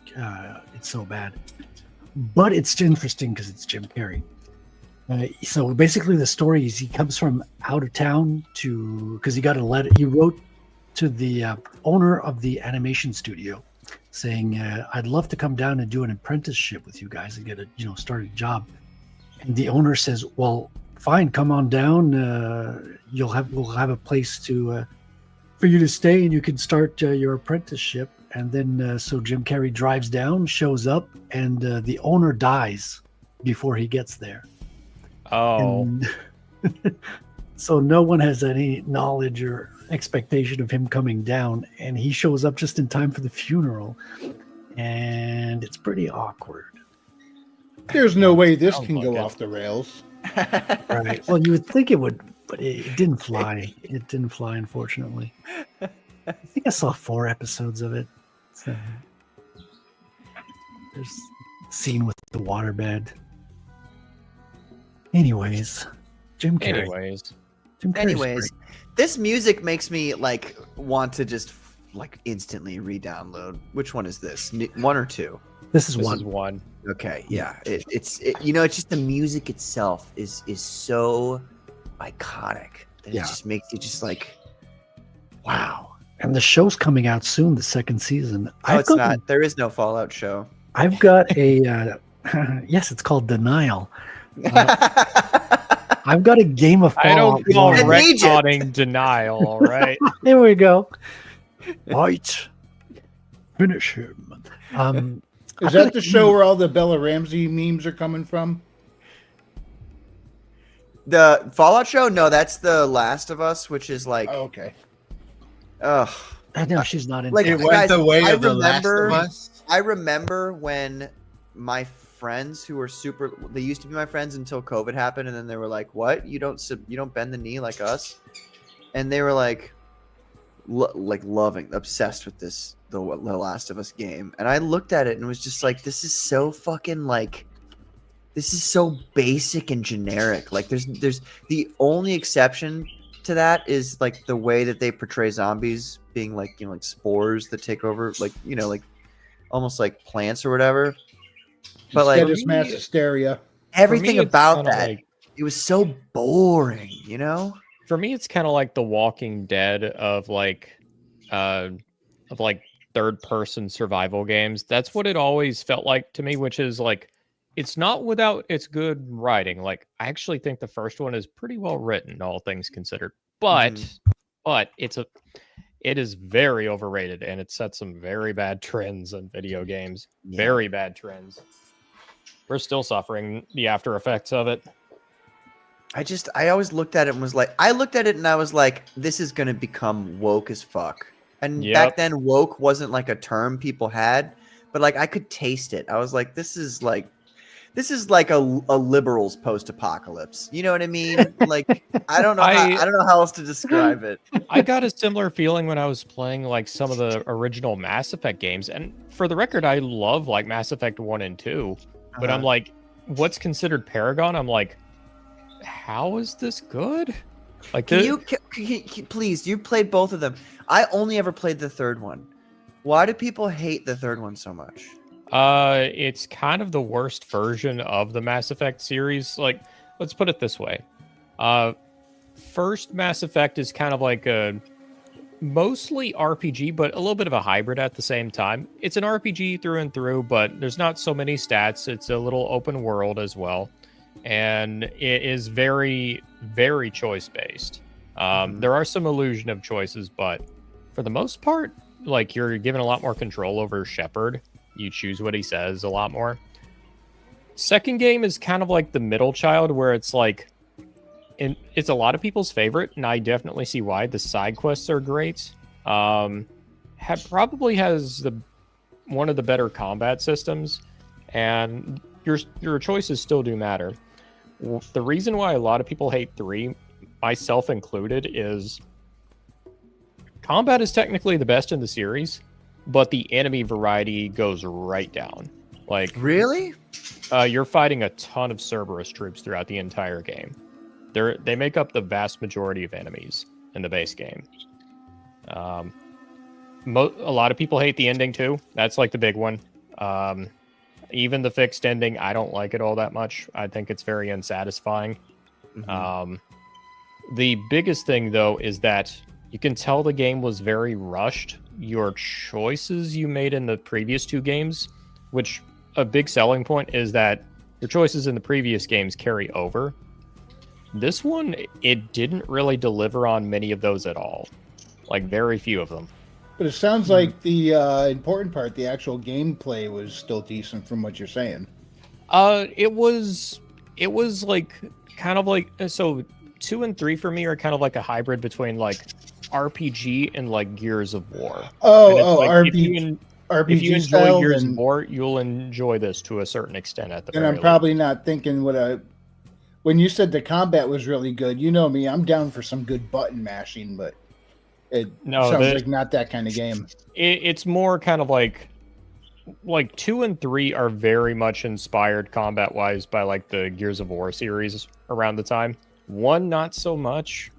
There is one thing I also think was really good in the first game that 2 and 3 removed, was that 2 and 3 you technically have ammo for your weapons, but it's like it's justified that it's like heating clips that absorb the heat fired off from your weapons.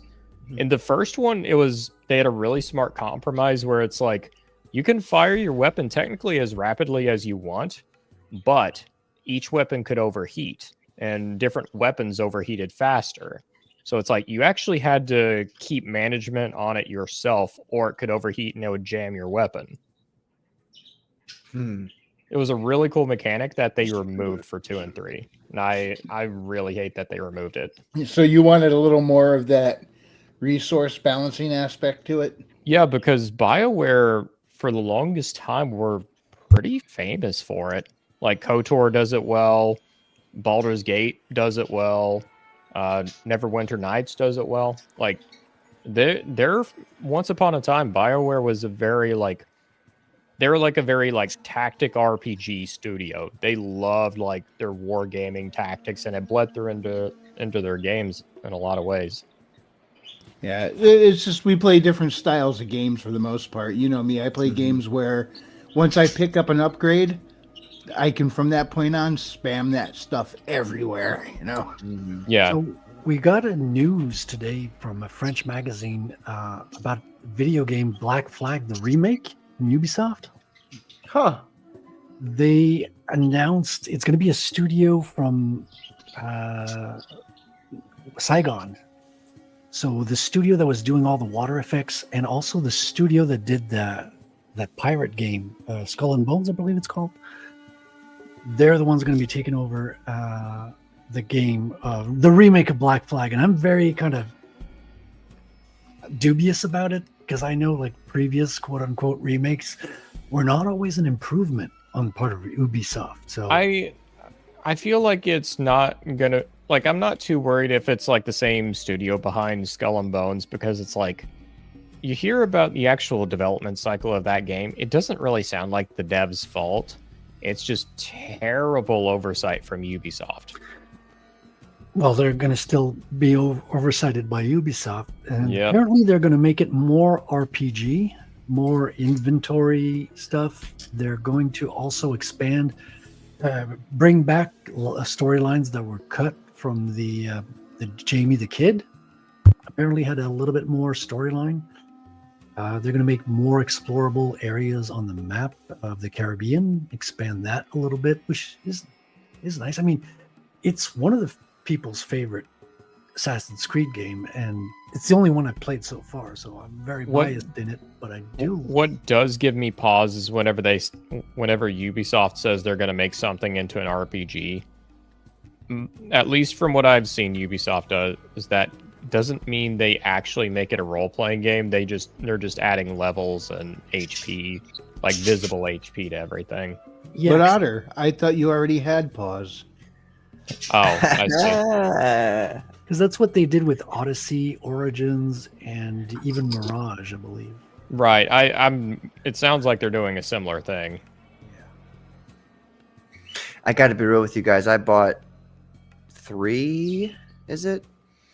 Because I'm obviously writing my Phenomenal Tales 2 is about, like, it's set during the time of the Native Americans, and it's all about Native Americans. But good God, I fucking can't stand Ubisoft games.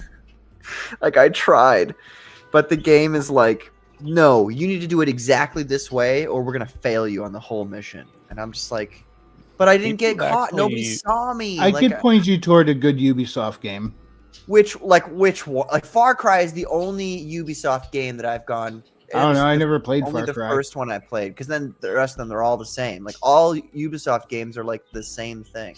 Prince of Persia: The Lost Crown. Is that a newer one? Like a year ago or something like that. I don't know. Really? I actually liked it and enough to go there- get a physical copy of it. Every here and there, Ubisoft will put out a good game, but it feels like it's on accident more than anything. Yeah, because I mean, how many times have I already said I think it's probably the last decent game that Ubisoft, as we know it right now, will ever put out. Because it'll probably be bought up or under new management by the time another good game comes out from them. Did the Arabic Prince of Persia become a black man? Because he's got dreads now. No, he's Persian. I mean, He looks like a black man.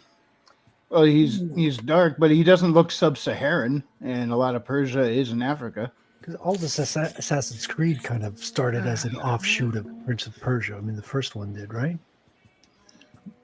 If that's so, I was unaware of it. I'm going to have to go lore digging on that. Yeah, because Prince of I Persia... don't know the story of Assassin's Creed. Something about they're actually in the past in the avatars or something, or in their ancestors or something weird It's like that. the animus. It goes off the theory of genetic memory. It's like your ancestors have memories that get transmitted to like their descendants and everything. That's how they can see into the past. They're going to remove in the Black Flag remake because that portion of the game is so bad. It has like no real tie-in into the game. So they're just going to remove it. People hate the animus parts of those games, and I'm like, they're fully justified. Well, I think it worked really well during the Ezio trilogy. Like, it had really a lot of tie-ins, but like in the later games, I think they struggled to make it fit more, from what I've heard from people's reviews, having not played the games myself. I will say this: the story of those games, and this is going to sound crazy, but I think that the story of those games is like way closer to actual reality than most video games. So like even the animus sections didn't bother me that much, because I looked at them within the context of what I actually believe about the real world, and I was like, oh, this is some drip feed propaganda. I see what you're doing there. I found it fascinating. Yeah. Especially, but the one thing I don't like is, and you see it all the time in media, it's a constant thing, like the constant hatred of Catholicism and Catholics. It's just like, okay, all right, I get it. You don't like us. I get it. You're literally I fighting the think it's Pope in like- one of the games, yeah. Yeah. I think it's like the first game isn't that way so much. I could be wrong. Well, the one I if played, it's of any Brotherhood, was constellation- very. Yeah, If that's it's the one any, where you fight the Pope at the end. If it's any constellation, I'm pretty sure they just don't know the difference between any sort of Christian sect, and Catholicism is just the most famous and iconic Yeah. one. So they're really just taking a beat down on any believer. Yeah. It's the religion you much. get away with doing that. That's why. Yeah, the only I mean, one. you probably could do it with Buddhism. Let's be honest, but But yeah, they don't bring up it's the Muslim backgrounds of the Hashashim and Well, how yeah. you know what I mean. Like none That's of something. like Yeah, they don't Muhammad mention being a 'cause- literal pedophile rapist. Sorry, Not even I'm sorry. that, but going back to Well, it's not near as romantic that way. That's going right. back to Assassin's Creed. I think it's kind of weird how it's like Assassin's Creed. It starts off like in the Middle East, and it has nothing to do with the Muslim faith because that's where assassins come from. Right. But Yeah. fascinatingly enough, and this is the thing that I found a little bit unrealistic about this, at least in 3, they pose it as the Order of the Assassins is like trying to stop the Freemasons from taking over America, essentially. The But- Templars, yeah. The fact of the matter is that the Templars allied themselves with the Hashashim, learned a lot of lessons from them, and like incorporated a lot of things from them into their own way of doing things. And then the Templars obviously eventually, became what we now know as Freemasonry, which is that's obviously a conjectural, conspiratorial opinion. But anyway, I 100% believe that. Keep it going, guys. I'll be back just in just 1 second. Well, Patrick, you I just can't- sent you on Twitter a trailer for a Ubisoft game. So feel free to check that out when you want. I will watch that as soon as we're off here because I don't want to be away, especially while Assassin's Creed Shadows. Which one is Assassin's Creed Shadows? Is that the newest one coming out? It's already out. It already flopped. Was that the Oh, that's Egyptian one? Japanese No, that was the Japanese one. Oh, hard pass. So I've heard some things about it. You, I'll watch the trailer for sure. Yeah, watch that trailer. I think you'll appreciate it. With Trump in the office, $5 says in the next 5 years we're going to get an Assassin's Creed Mexico.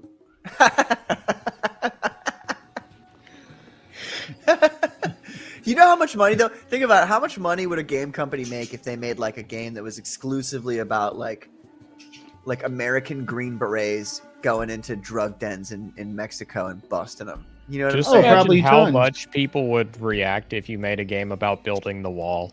Yeah, that's all it's about. We'll call it Wrecking Crew, and then I What get if- sued by Nintendo. Yeah, the only Wallcraft. problem is that the Green Berets would just run into a CIA agent on their way over there. Right. Sorry. Right. No Oh, se puedo. God. Right. And he's a lizard lawyer, so he knows what he's talking about. Clearly. He has to deal with all these legal loopholes that they need to utilize.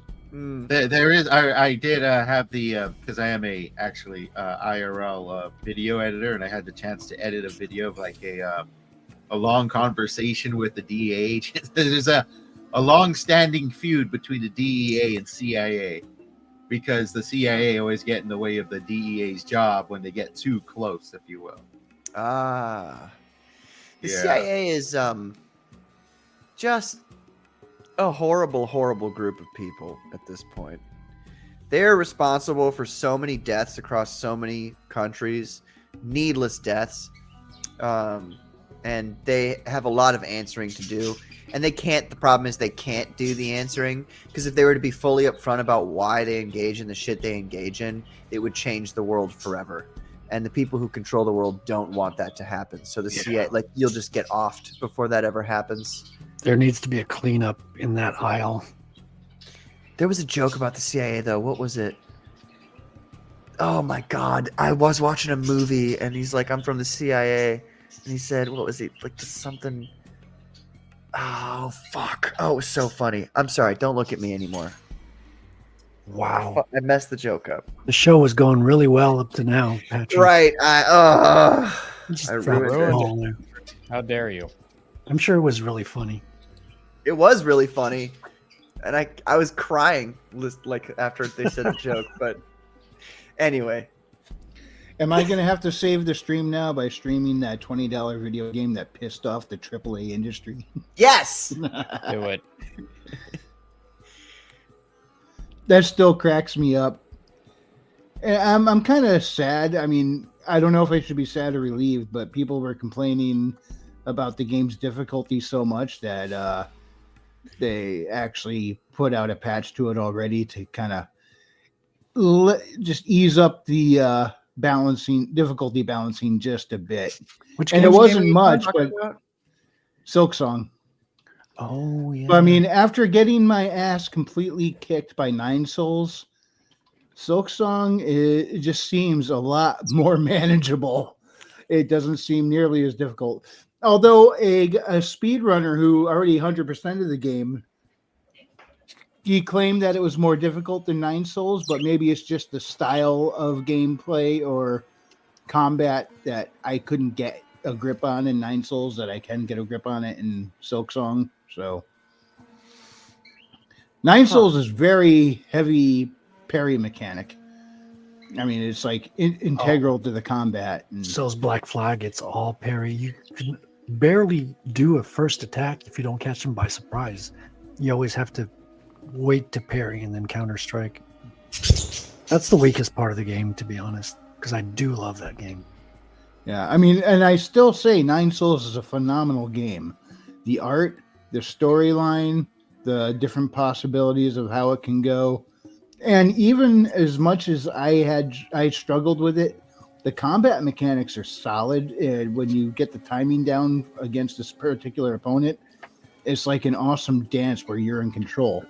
So but it was just, I couldn't quite reach the skill with it. It's a fantasy night game or a fantasy medieval game? Or it's Towpunk. It's Towel punk? Is that like Middle Eastern punk? Or? No, it's like Chinese culture. Well, the game itself is made in Taiwan. They pulled a lot from the Chinese culture, but also had a cyberpunk futuristic. Is Taiwan part of China, though? No, they're their own separate thing. You really are trying to get us banned today, right? Sorry. I'll shut up now. Yeah, accusing Taiwan of being part of China. That's going to piss everybody off. Everyone knows China doesn't want to associate with them. Okay. I don't think those are the actual sensitive topics in America. Oh, is the cyberpunk aspect what's offensive? No, it's is Taiwan part of China part that is offensive. Yeah, well, the studio that made Nine Souls is an indie studio, and already their games, I guess, got banned in mainland China because they did a game where the bad guys looked a lot like the political leaders of the mainland China. So, I'm sure that was intentional. I mean, yeah. So China's not too happy with Red Candle Studios. It's fine that they're an indie studio as long as they're not a Hindi studio. That's oh man, I wonder if they were a Hindi studio though. They'd probably give discounts on their video games. They would have to. To be fair, like Indian films are so over the top, like Bollywood stuff. If they made a video game that had Bollywood's like action, that would be freaking awesome. Like over the top fights and dramatic setups and impossible kind of like maneuvers. Well, I have a character from Punjab, and she's another fighter type and does some pretty wild fight stuff. And so there's Bollywood, which is really over the top. Then there's Tollywood, which is even more over the top. Really? Or you can go to Dollywood. Hold on, what's Hollywood? Yeah, that's in Pigeon Forge, Tennessee. So I've seen like a little bit of it, and it's like, imagine Bollywood, but even more like bad shit to the point where it's almost stupid. Almost. So what is Isn't that called Crouching Tiger, Hidden Dragon or something like that? Or I don't know. Crouching Tiger, Hidden Dragon is actually tame by comparison. Is Tollywood are you referring to Taiwan or another location? I'm pretty sure it's still Indian. I could be wrong. Oh, it's still Indian. I told you guys when I joined this stream, I'm racist against Indians now. I don't want to hear about this. But Drishti is such a cool character, and so is Ashana. I mean, it's the only good thing about Indians. I'm sick of them. God. Oh, okay. I'm sick of them. I have to work with them every day. So it's a specific part of Bollywood. Tollywood movies refer to films from Telugu cinema, the Telugu language film industry in India. It's mainly based in Hyderabad. I hope I said that right. Doesn't matter. Sorry. I'm on the warpath right now. You're not wrong. How many languages are in India, by the way? Oh, there's got to be a lot of dialects, man. Just, I mean, in China, there's everyone. China, too. Yeah, don't they have like 30? Yeah. Ugh.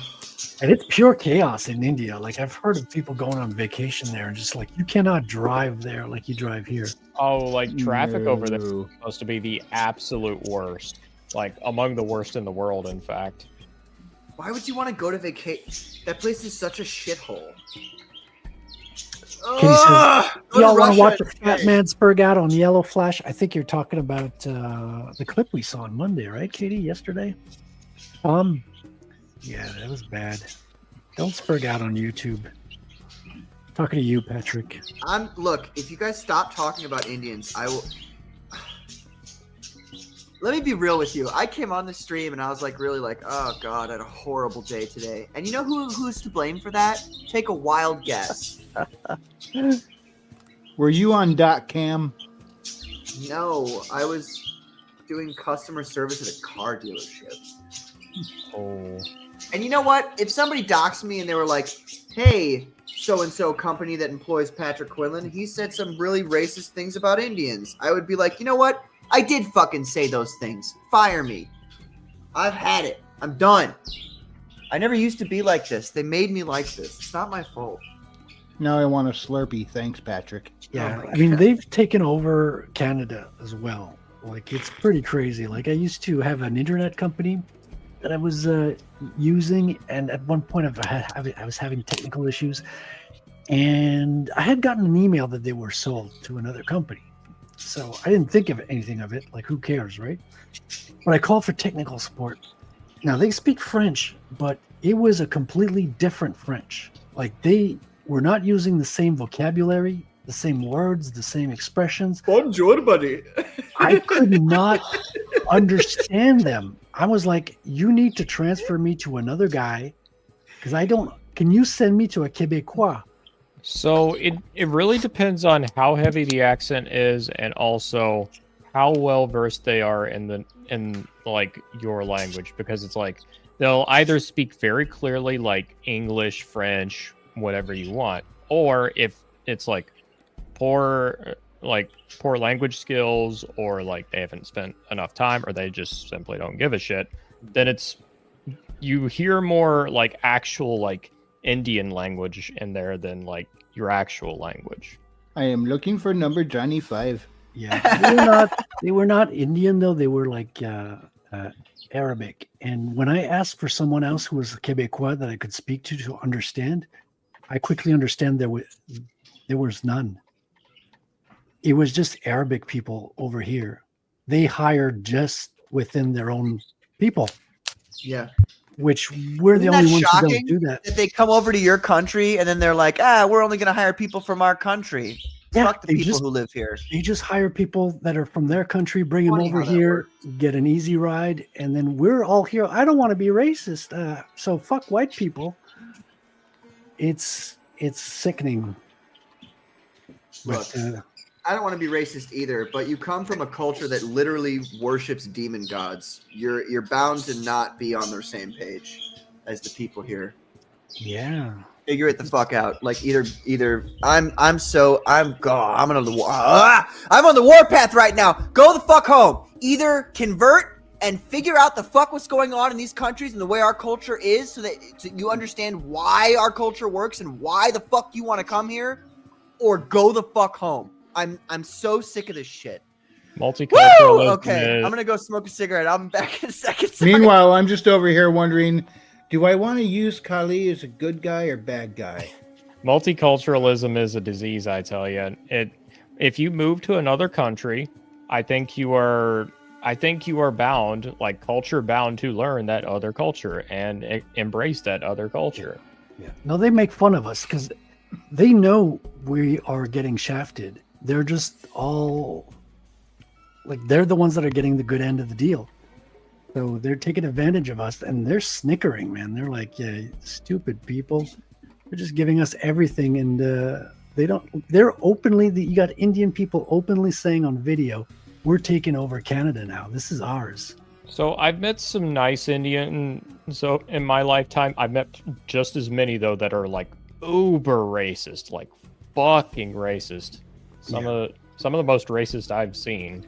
But like, I mean, of course you're going to get that everywhere. But it's been one of those cases where it's like whenever I'm being dealt with directly, I'm like, I'm feeling like the actual like it's the sensation that I'm not welcome here.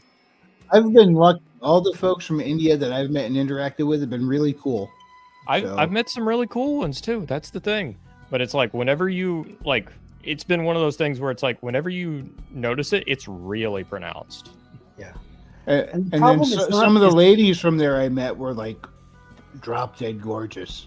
And the problem is not like there's always going to be nice people in every culture. The problem is when you bring a whole culture over into your country in an unrestricted manner, you're going to have a bigger negative effect than a positive. Right. They're not adopting your culture here. Like it's like us going over to India and saying, all right, we're making this fucking America now. It's like they'd be pissed and they'd have every right to be. Yeah.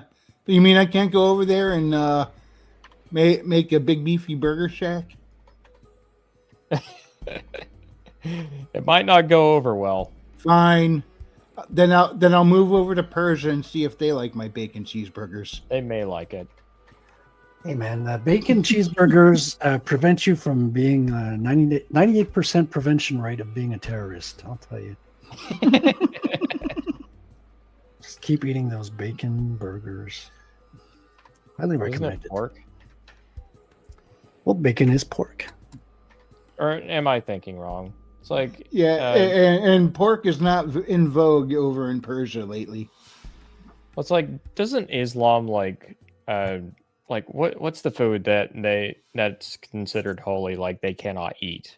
I thought it was pig, or am I? Exactly. No, you're spot on. It was considered unclean and they could not eat. In fact, unclean to the point where it has spiritual implications if you come in contact with pork. Yeah, and you have stories of women in France and England who are carrying around pigs just to keep men away, like Arabic men away from, hitting on them or raping them. And it's not even a joke, dude. I have a homeless lady in my park nearby where I live. And I was talking to her and she's like, I'm being hit on by an Arabic man. He keeps like being insistent about it. Damn. Then I got a pig and he won't come. That's why they carry the pork with them.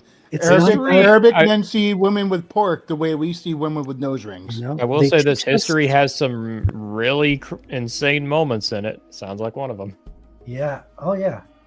They teach us not to be racist, but when the whole culture has the same behavior, you have to recognize the pattern and defend yourself. There's a difference between prejudice and preservation. Right. Absolutely. Like there's a difference between like someone who's migrating and it's like they're still getting used to the culture, but they're doing their best to kind of like become like an actual citizen of the place they're moving to. If you're integrating into the culture, that's awesome. Yeah, that's awesome. If you're trying to replace the culture with your own, that's an invasion. Yeah, that's when I say fuck you, go back. Yeah.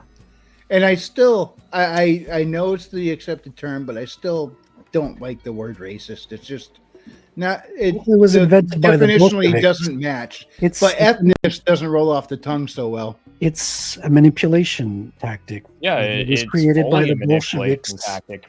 It was created by the Bolsheviks in Russia. They go in, they infiltrate, and then they destroy your country from within. Hey, Katie, I got your clip, but we're about to the end of the show, so I won't have time to go through it on tonight. But we did go through it on Monday's show. If you want to check out Good Morning Comicsgate, there is a major spurg by Tom on Yellow Flash's show. It's quite entertaining. This brings us towards the end of the show, gentlemen. You know what time it is. It's a shill time. Hit it!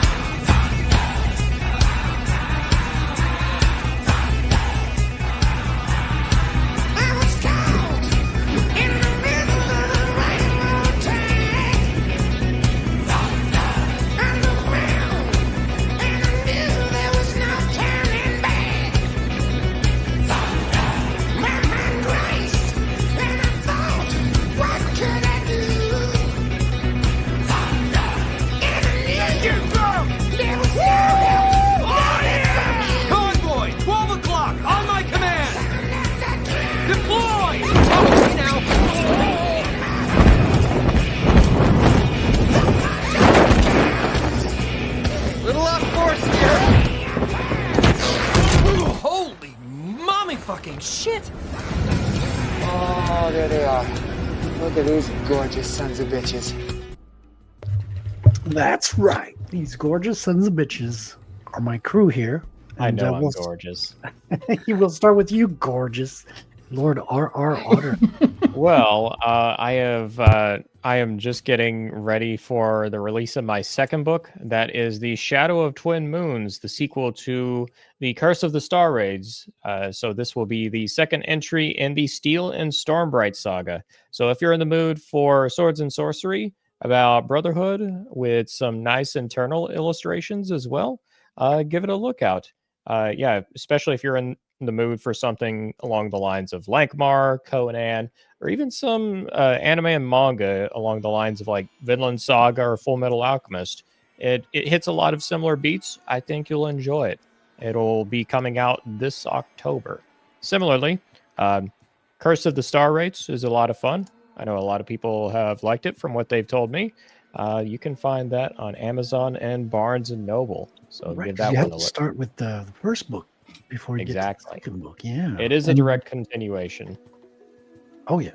Yeah. I mean, the biggest flaw with the first book is that it had no sequel. Exactly. From what I heard, yeah. And you're kicking off not just any date in October. You're going for 31st? Going for the throat. Going for Yeah. Halloween. Nice. Nice. It's And that's going to be It's going to be a very spectacular time. Nice. Looking forward to it. Are you going to be doing like a launch stream or some sort of... Oh, yeah, for sure. I plan on it. Absolutely. Oh, sweet, man. Like a Hollywood... not a Hollywood. Halloween. I need to be... I need to play like Alien Isolation or something, so getting properly spooked while also celebrating. Dude, I'm the also release of the planning book. on playing that during that month.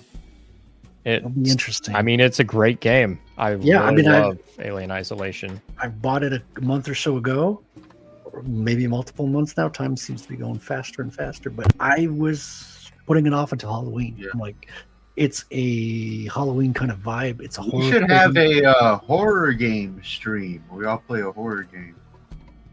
Yeah, that would be interesting, fascinating as well. Because you also did something, James, with the Alien theme this week. I saw your video of Alien vs. Predator remix with an AI song. Oh yeah, you followed my AI work. Anybody doesn't know, I'm a blasphemous, hedonist creature that runs an AI music channel called Soulless AI Music, or actually no, it's James_E. I changed to that because you want to have a conversation with people, and you can't call yourself Soulless AI Music in a conversation. I like so that. It's James_E. Follow me at James_E, or just literally look up Soulless AI Music. It'll pop up. I literally own that tag. I make Soulless AI music about movies, anime, and stuff I used to watch as a kid, like Power Rangers and a bunch of Fox Kids television shows. It's all for fun, but my original stuff, which actually, no, those are original, they're just anime, AI based, but my human based stuff or lizard based stuff, you can find my short stories at World Without End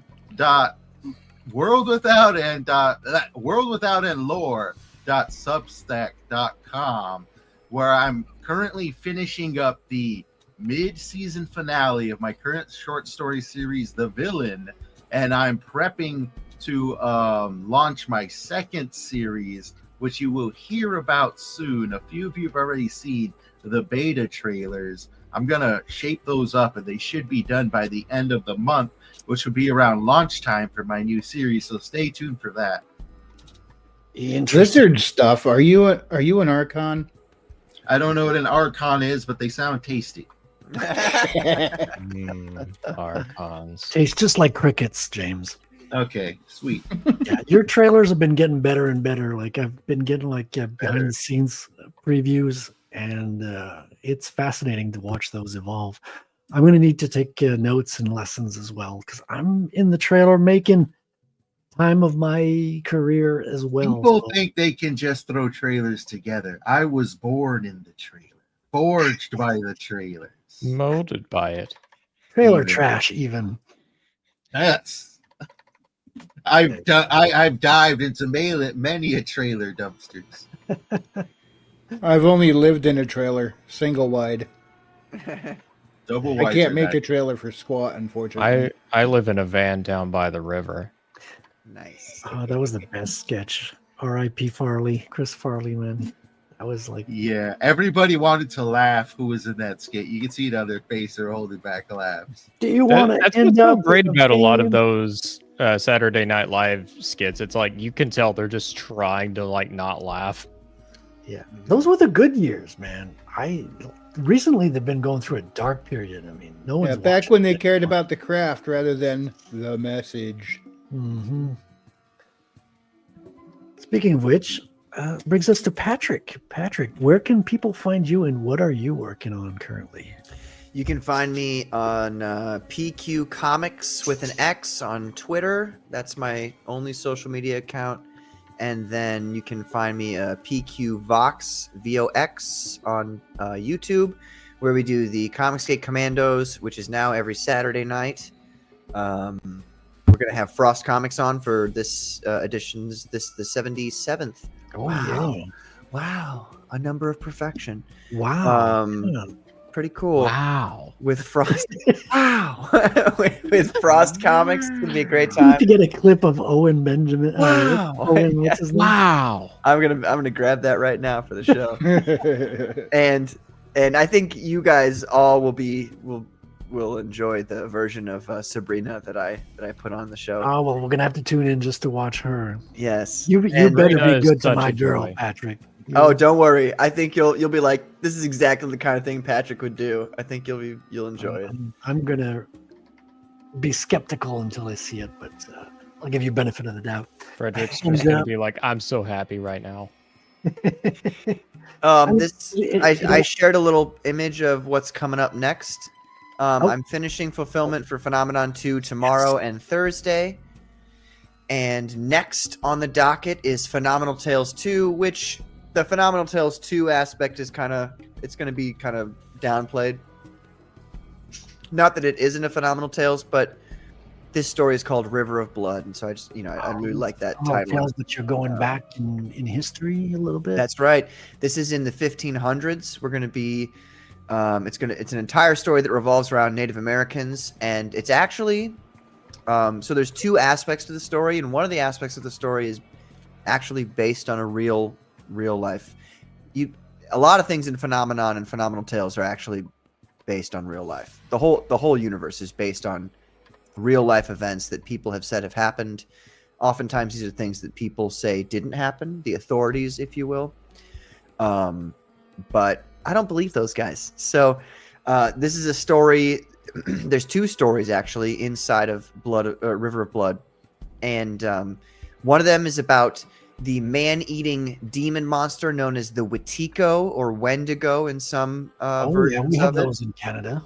So yes, sir. That's the Algonquins have a very detailed mythology surrounding that. And I'm going to wrap it into an actual story that was told by a Paiute Native American. That is just one of the most fascinating things I've ever heard in my life. And this is one of the main characters, Standing Waters. Eagle-eyed viewers will notice some similarities between him and some other characters that I have in my mainline story, which will be, you kind of like your connection piece, if you will. Although you could just buy this story by itself and it'll be a complete, one issue, one story kind of thing. It's being drawn by the amazing CG King of Horror, Peter Gilmore, one of the few British people who doesn't make things worse. Peter's great, man. He's fantastic. Excellent attitude. Oh, this is not good. So cute. So cute looking. Calm down, Kate. Have a husband. God. First of all, Hey, I just have that effect on people. All right. you don't want to be feeding the otter's ego. Squeak, squeak. And he's very dangerous. He uses it's weaponized cuteness. I'm warning you. Beware, I even have a cross-eyed mode. Hold up. Katie, you're not prepared for the vitality that this otter Hold on, we'll bring were you done with the presentation, Patrick? Or oh yeah, so just that'll be going live probably fingers crossed, Halloween is when that goes live. So stay tuned. You can show us your cross-eyed powers of villainy, our otter. Cross-eyed powers, activate. See what you did there, Katie? The derp of the clams. You're happy. I'm so cute when I'm violent. Oh my God, I love that. I hope you're happy, Katie. You will see. That's why society's fail, Patrick. It's always the white women that let the evil. Right? They're always like, "Oh no, he'll be nice." Like, I'll tell you what. Hey, I'm the best evil. I'll tell you what. He's the better of all evils. She's very happy. You see what you did there, Otter? Hey, I'm happy to make you happy, okay? And if that means I'm ruling the world, I mean, that's just a reality we'll all have to accept. Oh, okay. He's already got his crown. He's ready for it. Are you going to be doing a third installment after your second book, Otter, or are you going to be diving into comic books, the real art form of storytelling? Well, you see, I want to have a few more entries in the comic adjacent category before I actually add a few comics to the mix. That's the plan anyway. Because your books have so many images, they're really rich in visuals. You're almost there. You're like one because you've got some in your first book. You have some Corey Barton, I believe, right? No. So I have some commissions for Corey Barton that I actually plan on selling as prints. So unfortunately, none of them are in any of my books. That said, later down the line, I've thought about doing a compendium and like including like pretty much all the commissioned art in like having it in there. It's like a special collection. Yeah, so very much like I don't plan on just writing Steel and Stormbright, but like for the foreseeable future, like the series is very much an open question. Like I have an idea for like, well, not just one end, but several endings. But it's like how long that series actually goes. I'm just gonna play it by ear. That's really what feels right to me. But yeah, there's some cool artwork. Very much Conan inspired. Some of the writing is very much like Fawford and Gray Mauser inspired. And it's like, if that translates into a comic, I think it could very well work. Oh, yeah. I've got a whole collection of Conan in comic form. I think it's a perfect medium for that kind of action. Yeah, I really do think pulp storytelling and comics really mix well together. I think Swords and Sorcery and comics mix very well together. Mm-hmm. That Red Sonja was a comic for quite a while. Hold on. Can you drop your trailer in the private? Yeah. Let me see if I can find my trailer. My lovely little trailer that a certain lizard man might have made himself. Huzzah! I make trailers for people. There you go. And myself, and lizards. We're gonna have to talk, James. Maybe we could talk about the second Ratel trailer. Maybe collaborating. We'll have to. I'll have my people get in touch with your people. Yeah, I have it in the private chat. I can also put it in the comments if YouTube will let me. Sometimes it won't. We'll see. James, sometimes when you talk and What? you're done talking, the lizard Mouth mouth stays open. still stays open. Yeah. That was Oh my god. So It's funny. staring at me. There it is right now. So I tracking I'm him holding off. it down. Now, this is the secret to this perfect lizard mouth matching my words. Is it's actually set to a button. I was So every time I'm Oh my talking, God. okay. I'm pressing the button. I cannot play it because Brave stopped working with YouTube today. Oh no! I can give you my reaction, James. Does It's somebody just else the wanna only play the condition is trailer? I Yeah, Yeah, let have me people. grab it. Mine's working just fine. Hold on. Patrick will grab it.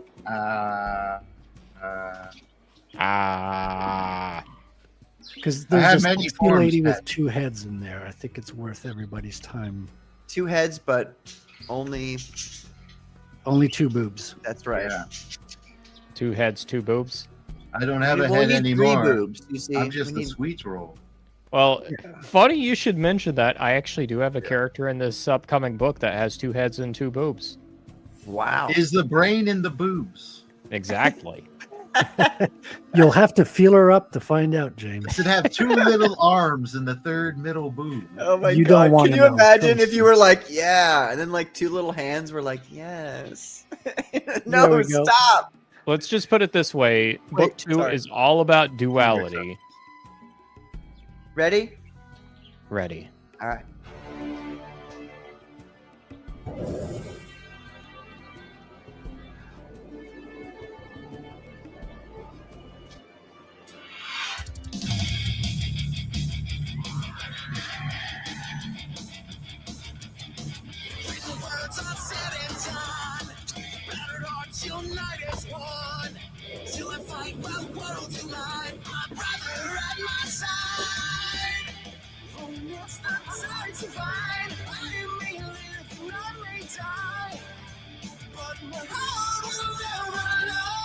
That's her. Wow! Look at that.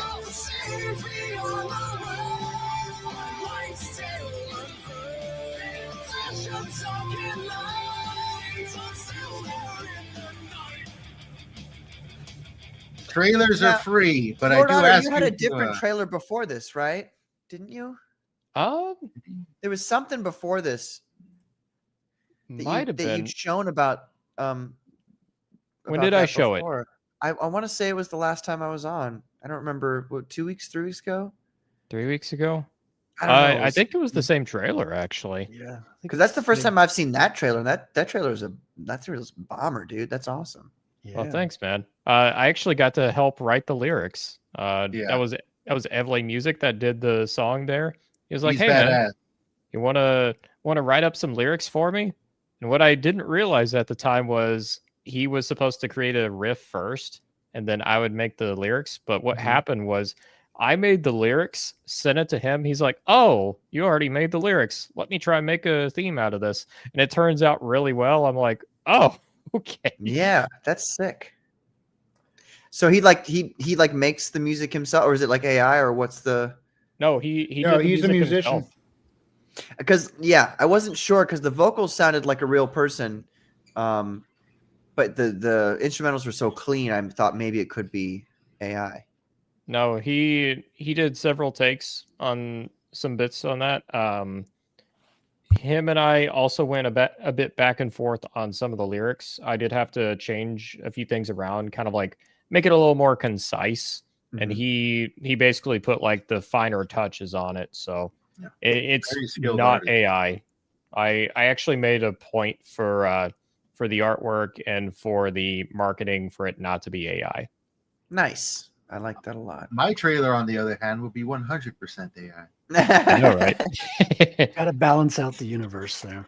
I hate AI, but perfectly somebody balanced. posted a picture of AI Lily. Lily's the babe in my comic, my upcoming comic. You're like, And I was yeah. like, That's pretty cool. Look, you don't You know? hate AI. You hate what Indians are doing with AI. No, yeah. Oh my god.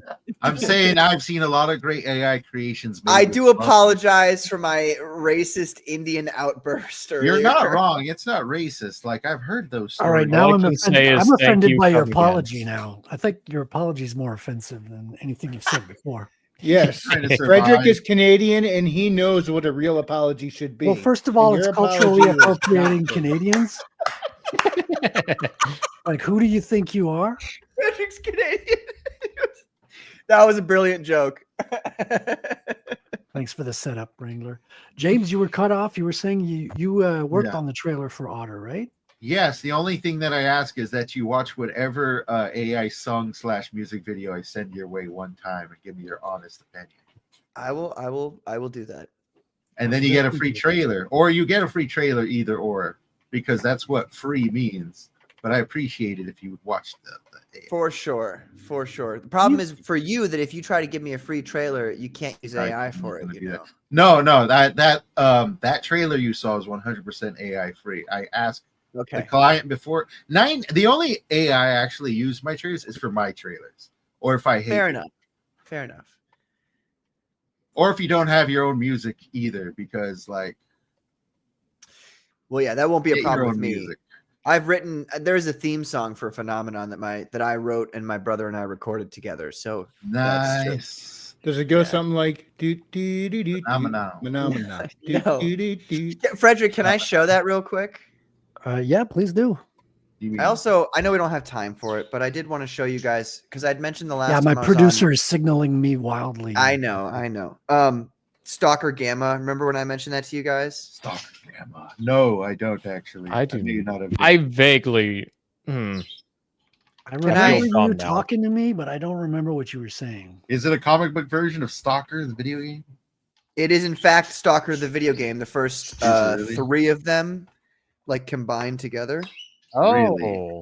Really? I love that game. Okay, so Frederick, can I show them like a 2.5 minute segment of that Yeah. game? Go ahead. Okay, backstory for this. It's free to play.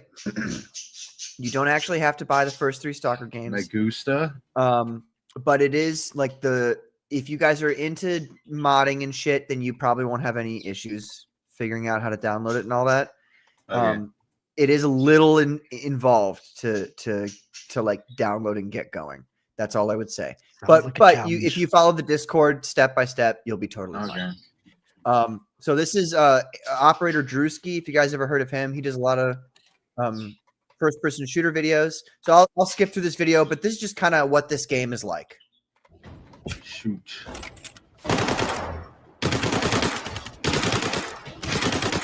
Stalker Gamma is one of the most difficult versions of Stalker that you can play. Get eaten by dogs, get blasted away by bandits, die to radiation, or to a physics-bending anomaly you've yet to understand. Getting started in a run is tough, as you must upgrade your weapons and equipment piece by piece. But in today's episode, what if I just didn't start with a weapon? I'm going to see just how far I can get in 5 hours of gameplay by starting with only a knife. Before So then let me skip forward here. be nighttime as well, so I don't know how long I want to be awake. I'm probably gonna be That's in the OG Stalker.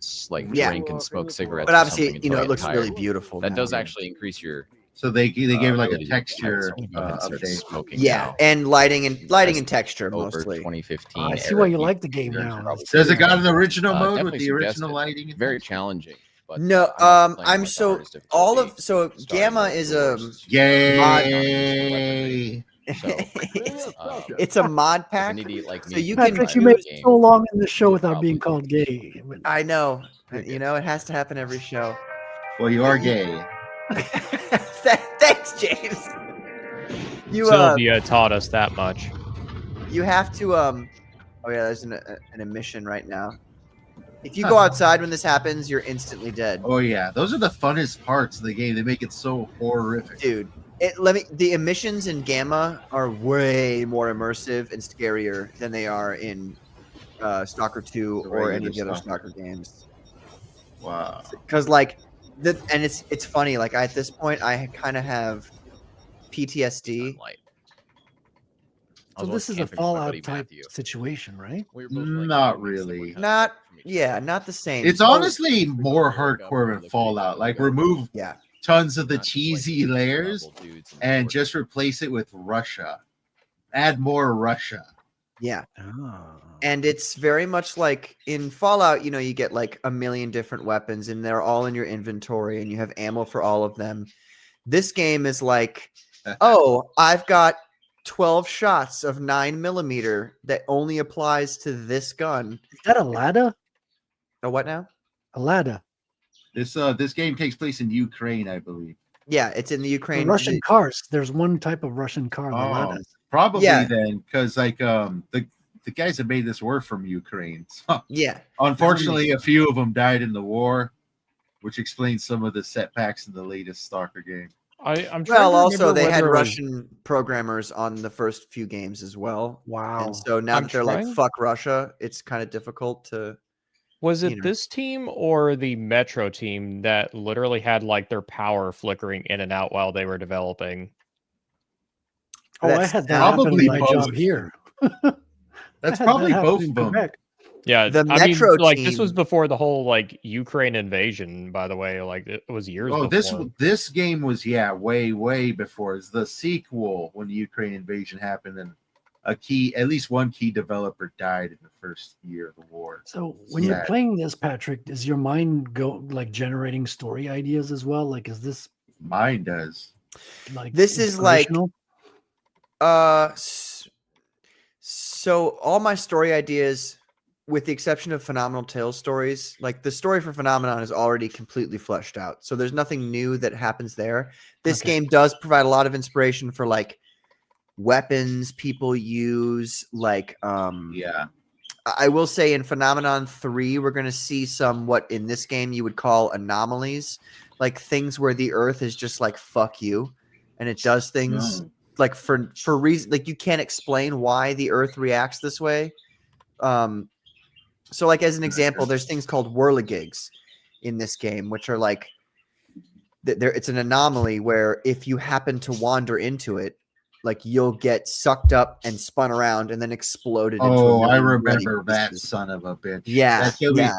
Whenever you get pulled in, you just start running in the Yeah. opposite direction, Exactly. trying to Or break you're free. trying to jump to get out of it. You're like, please, No, God, no, no. no. Right. I will wanna say die. there is merit in a video game, like having really creative ways that your character can die. That's a strangely cathartic thing Yeah. in a video game. This Yeah. one, it borrowed it from Stalker. I know it borrows a lot from the book something Roadside Picnic, Yes. and it also borrows the whole throwing a lug nut to sort of detect anomalies. It saves Yeah. my ass a lot of times. Just walk Well, 4 actually, feet, throw a lug nut. It borrowed that concept of throwing the lug nut from there's a movie called Stalker that came out I want to say in the 70s. Yes, that And- one too, I believe. No, that one's the one that was like based off Roadside Picnic. That as well. movie is one of the most brilliant movies of all time. Like it is literally one of the greatest movies of all time.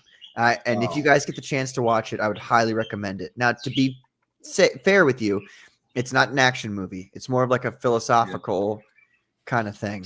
I've heard about it before. I've seen little bits and pieces of footage. Yeah, It has it is superlative. And if you're a fan of like spectacular cinematography, very philosophical, kind of heady conversational topics, that movie is right up your alley. It's not like this game where you got guns and you're going around shooting people. You know what I mean? It's not like that. It's not an action kind of thing. But this game is so spectacular because it's just like you have to eat food, you have to sleep, you have to heal your like there's the whole medical system. The way it works is your body's separated into, different arms, different legs, torso, head. If any one of those health bars for one of those body parts goes down, you're all the way dead. But then you have a whole health bar for your whole body. That sounds like more hassle than fun to me. That's the thing. I understand. Wrangler, I would say, considering what you described earlier this episode about the way you like to play video games, I would say maybe this probably isn't for you. But have you played Metro Exodus?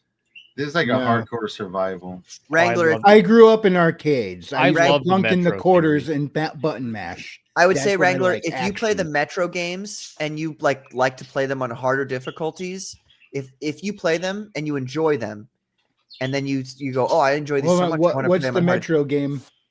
Oh, Metro 2033, Last Light, Exodus. They're kind of like they're actually FPS games. they're very similar to Stalker in a few ways. But it's like they are post-apocalyptic. Like like the series mainly takes place in Moscow, like several years after a nuclear war, and it's like the air above is like too toxic to breathe, so everybody lives in the metros while there's like mutants and everything. So it probably just isn't my thing. Well, Because that's again, kind of like also Montreal FPS, in real life. I'm a side scroller. I would say, Wrangler, try to get Metro 20. Well, so now at this point, since they've been redefined, they're not remade, but Remastered? Re-released. remastered. Yeah. If you get Metro Redux, that's both 2033, which is the first game, and Last Light, which is the second game. And if you play them on the easiest difficulty, and then you have the desire to play them on a harder difficulty, then you might actually like this game. You know what's funny is I passed the first Metro game and I got into the second and have no fucking clue what it's about. Generally, What? no clue. What do you I've mean? never played any of the Metro games. But I I've mean, played like, what's all the with like Metroid games? what is with the like shadow people bullshit at the end of the first game, and you got to capture one in the second one? I believe. Like, and then somewhere around there, I stopped watching. Like, I have no fucking clue. I'm in a game and a half here. I have no clue. I mean that was the point of the first game, was the dark ones. Exactly. And the fact that in the first game, like the canon entry is that you kill most of the dark ones. Yeah. And the second game, Artyom realizes that like maybe They're goody, and we're I evil. made a bad decision. Well, it's like No, the you didn't. bad ending for the first game actually lines up with the book, because it's Yeah. like. Have you like read it, the- Lord Otter? No, I haven't. I did have the ending. Oh. It's one book that I need to read. Metro is based off a book too now. Metro 2033 Yeah. is a book. Yeah, it was Sick of all these spectacularly book popular in memes. Russia. Well, that's really Sick of weird. See, I would never get book ideas from a video game. Dude, I read the books because like I went to Russia and I saw them like on the stands with like the gas mask picture, and I asked my teacher like, what is that? And he's like, oh, it's like super popular right now, Metro 2033. And then I was like, okay, well, let me find an English version of this. And my grandma bought me one for Christmas, and it was probably like $50 at the time, which these days would be like $70, $80 or something. So I was like, wow, I'm shocked you bought this for me, Grandma. But I read it. It's another, like, it's super philosophical, but super dark and dystopian, and like a spectacular book. The first one. The other two Hate are like, to interrupt, but I gotta go. It's 2.5 hours in. I'm sorry. I'm sorry. Thanks for coming on, James. Oop, there See you, goes. James. Have a good night, man. Bye, James. Yeah, I still need to read the novel, the first one at least, but I adore the video game series. It is like, you talk about like a very well done post-apocalyptic setting. Like the sheer mood is like really tense. Like it does tension and mystery very well. Yes. And the idea that like it's such a small thing, but that in those games there are bullets, and the bullets are money. It's genius. Oh, I think yeah. it Just makes bullets. perfect sense for a currency. Yeah. So you have to decide, like, oh, do I have enough bullets to maybe survive the next few levels, but also buy this cool gun? Or, so you have to kind of decide that for yourself. Right, you could be stuck with the cool gun and no bullets to put in. Exactly. I've done that, and I had to reload an older save because I fucked myself. So But their currency is like military grade bullets. So it's like the idea is a lot of these like settlements and tunnels, they make their own bullets. But if you get the military grade, it's more effective against the monsters. So it's also become their currency. So it makes perfect sense as a currency, because it's like, it's always like, it has a nice balance of inflating and deflating, because naturally you're going to use bullets to survive. Yeah. On top of that, it's like, you are always trying to balance like your own survival with what you could possibly get at the next settlement, and it does matter. Yeah, and it's a spectacular game where you're counting all your bullets to make sure that like, okay, do I want to really, you're reloading saves, like, do I really want to spend 12 shotgun shells on these monsters, or can I save these? Oh, I'll tell you, like, what gets really tense is whenever you're on the surface and you're running low on gas mask filters. Yes. You're like, oh my god, like, get me out of here.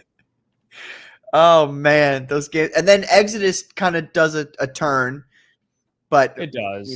But it's still really good. Yeah. I love Exodus. And it's 2033 it's funny. might be my Was favorite. it you had mentioned that about well, anyway, the studio, like the guy in charge of the studio saw Far Cry, I think it was Far Cry 5's. He saw a trailer for that, and he was like, guys, what are we doing? Far Cry 5 looks like this. Can't we make this look that good? So they went out of their way to make it look that good. But the funny thing is the trailer for Far Cry 5 was like actual footage. He didn't know that at the time.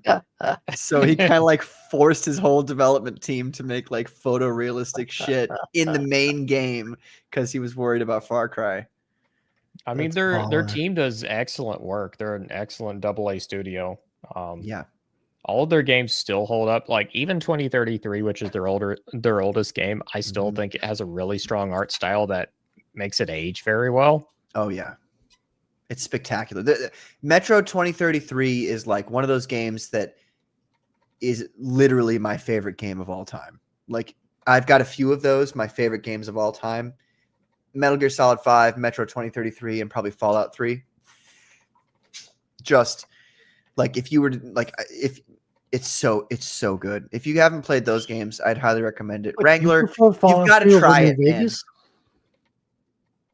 Oh yeah, Fallout 3 is way better than New Vegas. What? How dare you? Not as a gameplay. Gameplay wise, New Vegas is better. I would agree. But artistically speaking, like aesthetically, I would say 3 is a better game. Okay, fair enough. I will have to disagree with the main quest though. I do think New Vegas's main quest is a lot better. Much better. Because there's more options, you mean? That's one facet. 2, I think it does factions better. Yes. Fallout is like very much like mixed morality with its factions. There's good elements, but there's also like every faction is just a teensy bit evil or more.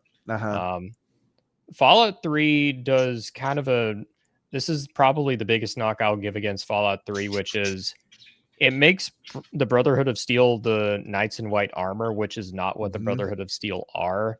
They're very much like they're like isolationist tech weirdos. Yeah. They're like, what can you give us? Oh, you can't give us anything? You're going to die now. That said, I really love Fallout 3 side quests. Their side quests are incredible. Yes. Yeah, I'm going to have to go back and play that one. I have the disc. That's one of the last games I bought physical, that in New Vegas. Frederic, you should just play Tale of Two Wastelands.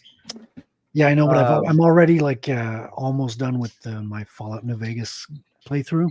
Okay. So maybe when I get to playing, then what I would do if I were you, I would finish your New Vegas run through, download Tale of Two Wastelands, and then just play Fallout 3 in that, like, because then you'll have the New Vegas, leveling system, which is that makes sense. Yeah, that makes a lot of sense.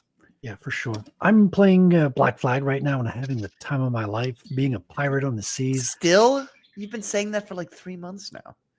Dude, I don't play a game for 2 weeks and then I play for 2 days. Like I'm always on the drawing table. I don't play a whole lot. I do understand that. It's like you're busy for a couple weeks and then it's like you have one day to crash and it's like, all right, I'm just going to play a game for like 7 hours. And I also did a lot of the side questing. I now control all the forts. Like there's 10 forts and I control them all on the map. Nice. So there. Which brings us to Wrangler from Frequency Studios. Wrangler, can you tell the good people what you're working on?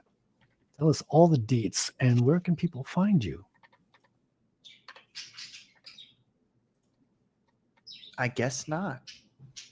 He's shy. Wrangler. He's shy. Wrangler? Are you okay, Wrangler? Corey. Yes, we're still going, Corey. That's Corey, a little bit of my I'm back. fault. I'm back. We're in Oh, there the you are. end credits, Corey. You caught us at the end. I'm at the point Yeah. where I say, Wrangler, tell us what you're working on and where can good people find you? Well, I'm currently working on book 3 in my book series. You can find them on Amazon. Haley Star Bad Kitty and Bad Kitty Haley's World. Magic fueled sci-fi adventure. A little bit Goonies, a little bit fantasy, and a whole lot of fun. Haley and Elizabeth are an absolute blast. Sabrina is intense, and you can also follow me over on Substack under Frequency Studios, where I got a short story set in the same universe. And yeah, check it out. It's a lot of fun. Wonderful. And that brings us to me. Yes, it's all about me, folks. And I'm going to bring up my own trailer here, and we'll have another listen to it. This is about me, not Patrick, me. Thank you all so much for coming on Said tonight. I not- really appreciate it. I especially appreciate Frederic Guimont. I'm just going to call him out tonight because, I don't know, I want to make everybody else jealous. And also, he's got a great name. Thanks for coming on, everybody. Frederic Guimont. Okay, that is actually a really cool scene. I really like that. That's cool. Damn.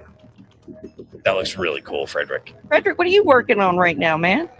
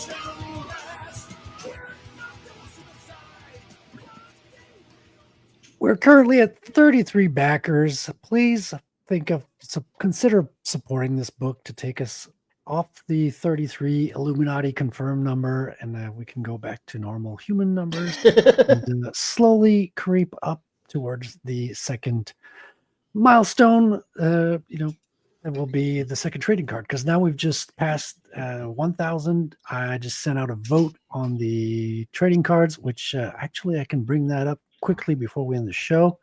Quickly. And if I could mention real quick, I also dropped a link to my trailer in the live chat. Oh, do you want to bring that up as well? Because we can bring that up. Time. I cannot play it on my end, but we can play it afterwards. That would be cool. I'm down for that. Also, Frederic, I have something real quick to add to your comic. I think I have a really fun idea for your second volume. Really? Is that something you want to add now, or? It can be an hour later. It's up to you. Okay. Well, I'm curious. Why can't I share right now? Do I have to? This is not sharing. This is not sharing.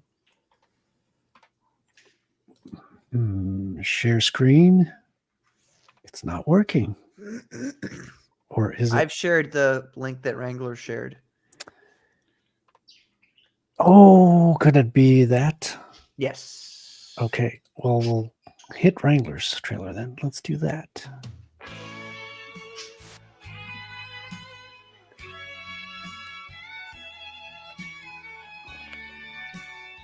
Wow, you really learn a lot of things when you find out people's real names. Hey, Wrangler. Thank you, brother.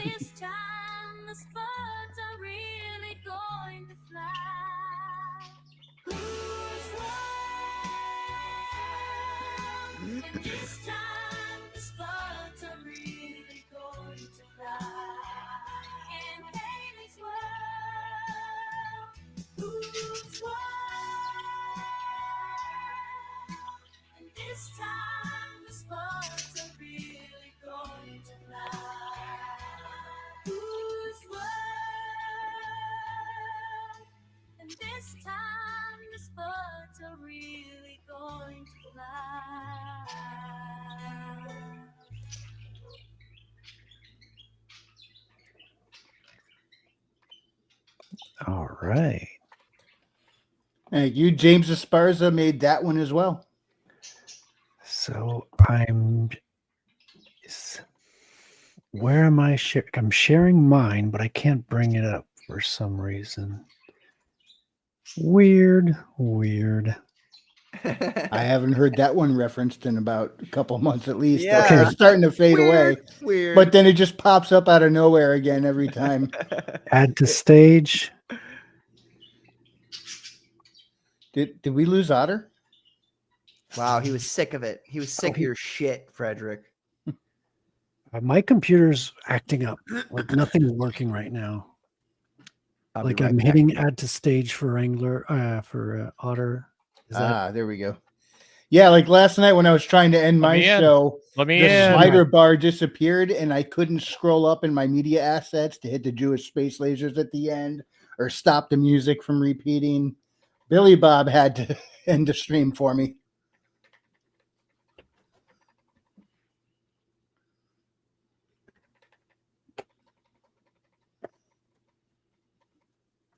Why am I suddenly reminded of that time whenever a few of us reviewed, what was it, Fourth Wing? And then it was Kahuna hosting the stream. And then he just leaves partway through the stream because his internet completely dies. Yeah. And we just kind of, we were like the inmates that took over the asylum. Yeah, we were just like ad-libbing for like 20 full minutes or something like that.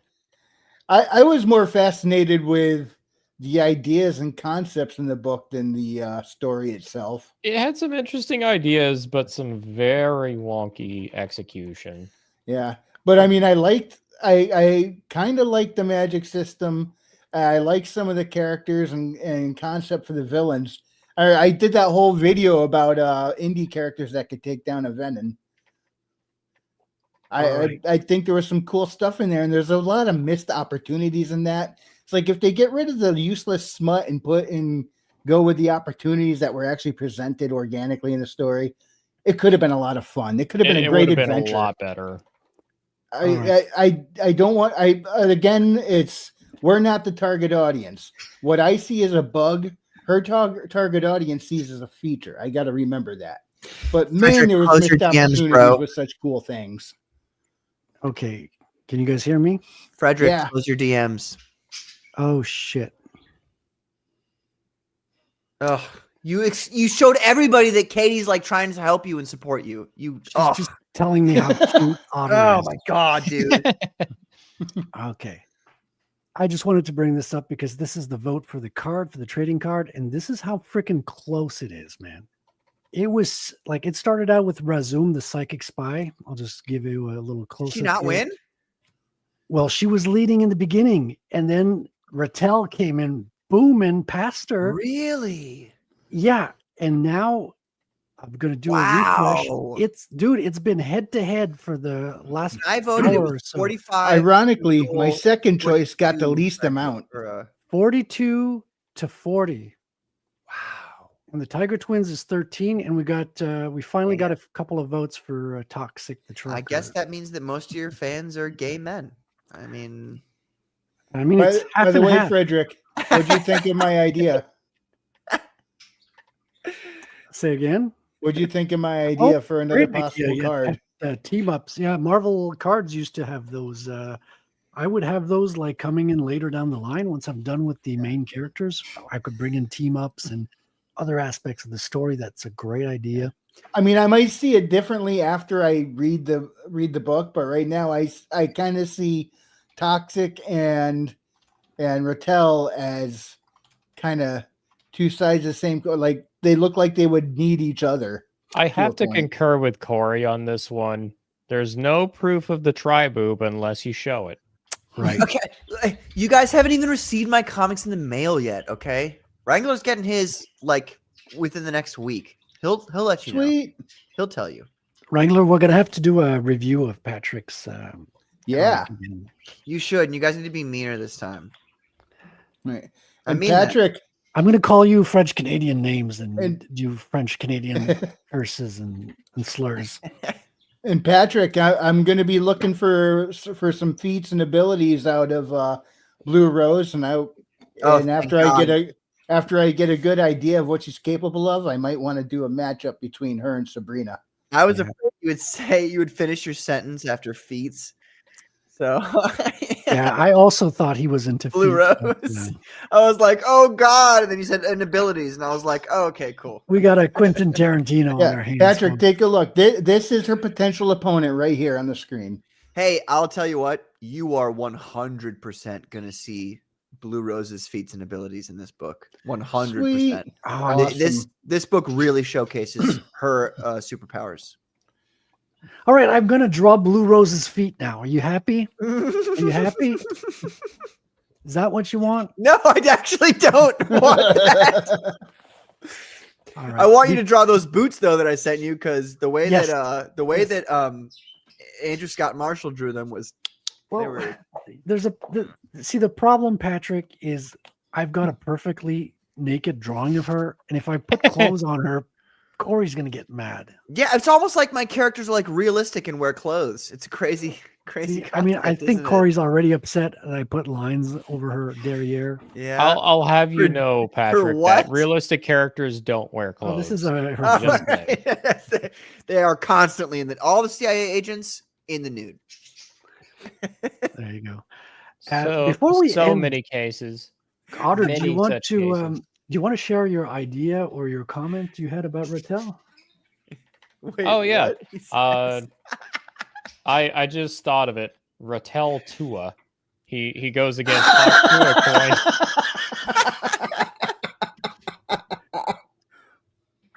That's the title of the second issue, Ratel Tua. Yeah, Ratel Tua. He goes against Hawk Tua coin. Hawk Tua girl. That's a fantastic. Yeah. Dude, that would be a fantastic comic.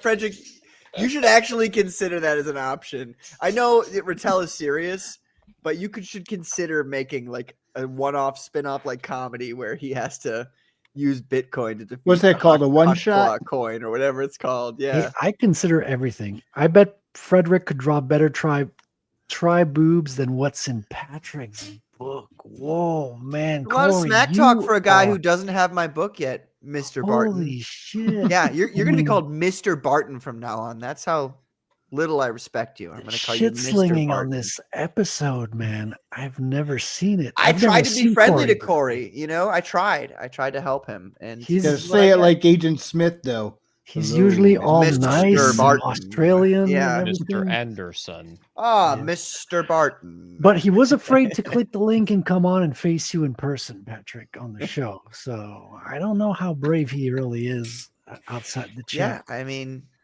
look, Corey, if you're man enough, you can come on the Comics Gate Commandos this Saturday, and you can. What time is that, by the way? It'll be 8:30 p.m. EST, which is 7:30 CDT. If you live in that area, that's where I live. So I'm an old fart on the East Coast. That's why I always go to bed earlier than everybody else. Is the East Coast a different time zone than like Missouri? I don't know. What time zone is Missouri? CDT. Did you ever get Kozor? Yeah, and I'm in Eastern. Kozor. I got it once, but I did not get the vaccine. So Kozor's his comic. There's so many places that then. Nobody laughed at that joke. Please laugh. I'm out of here. This place is not. All right, ladies and gentlemen, and we'll take you out with nothing better than the best And we go with Sabrina. Thank you, ladies and gentlemen, for tuning in again to Proof of Comics, the special extended edition collectors of Proof of Comics. I've been your host, Frederic Guimont. Thank you for joining us. Stay tuned on the Commandos this Saturday. I'll see you then, folks. God bless everybody. До свидания.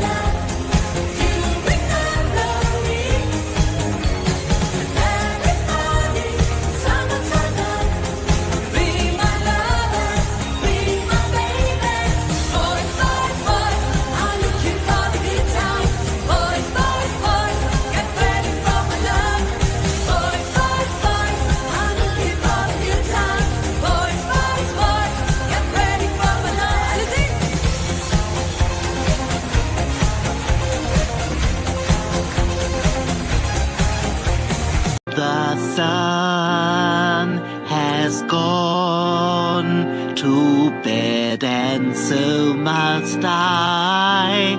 So long, farewell. Auf Wiedersehen, goodbye, goodbye, goodbye.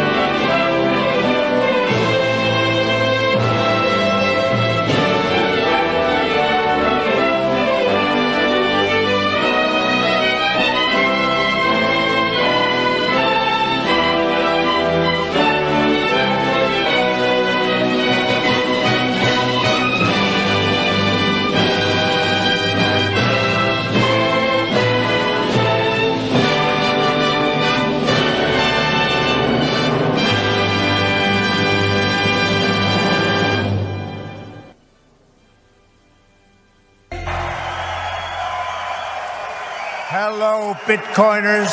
Thank you very much. Hello. It's good to be with you. It's good to be with you.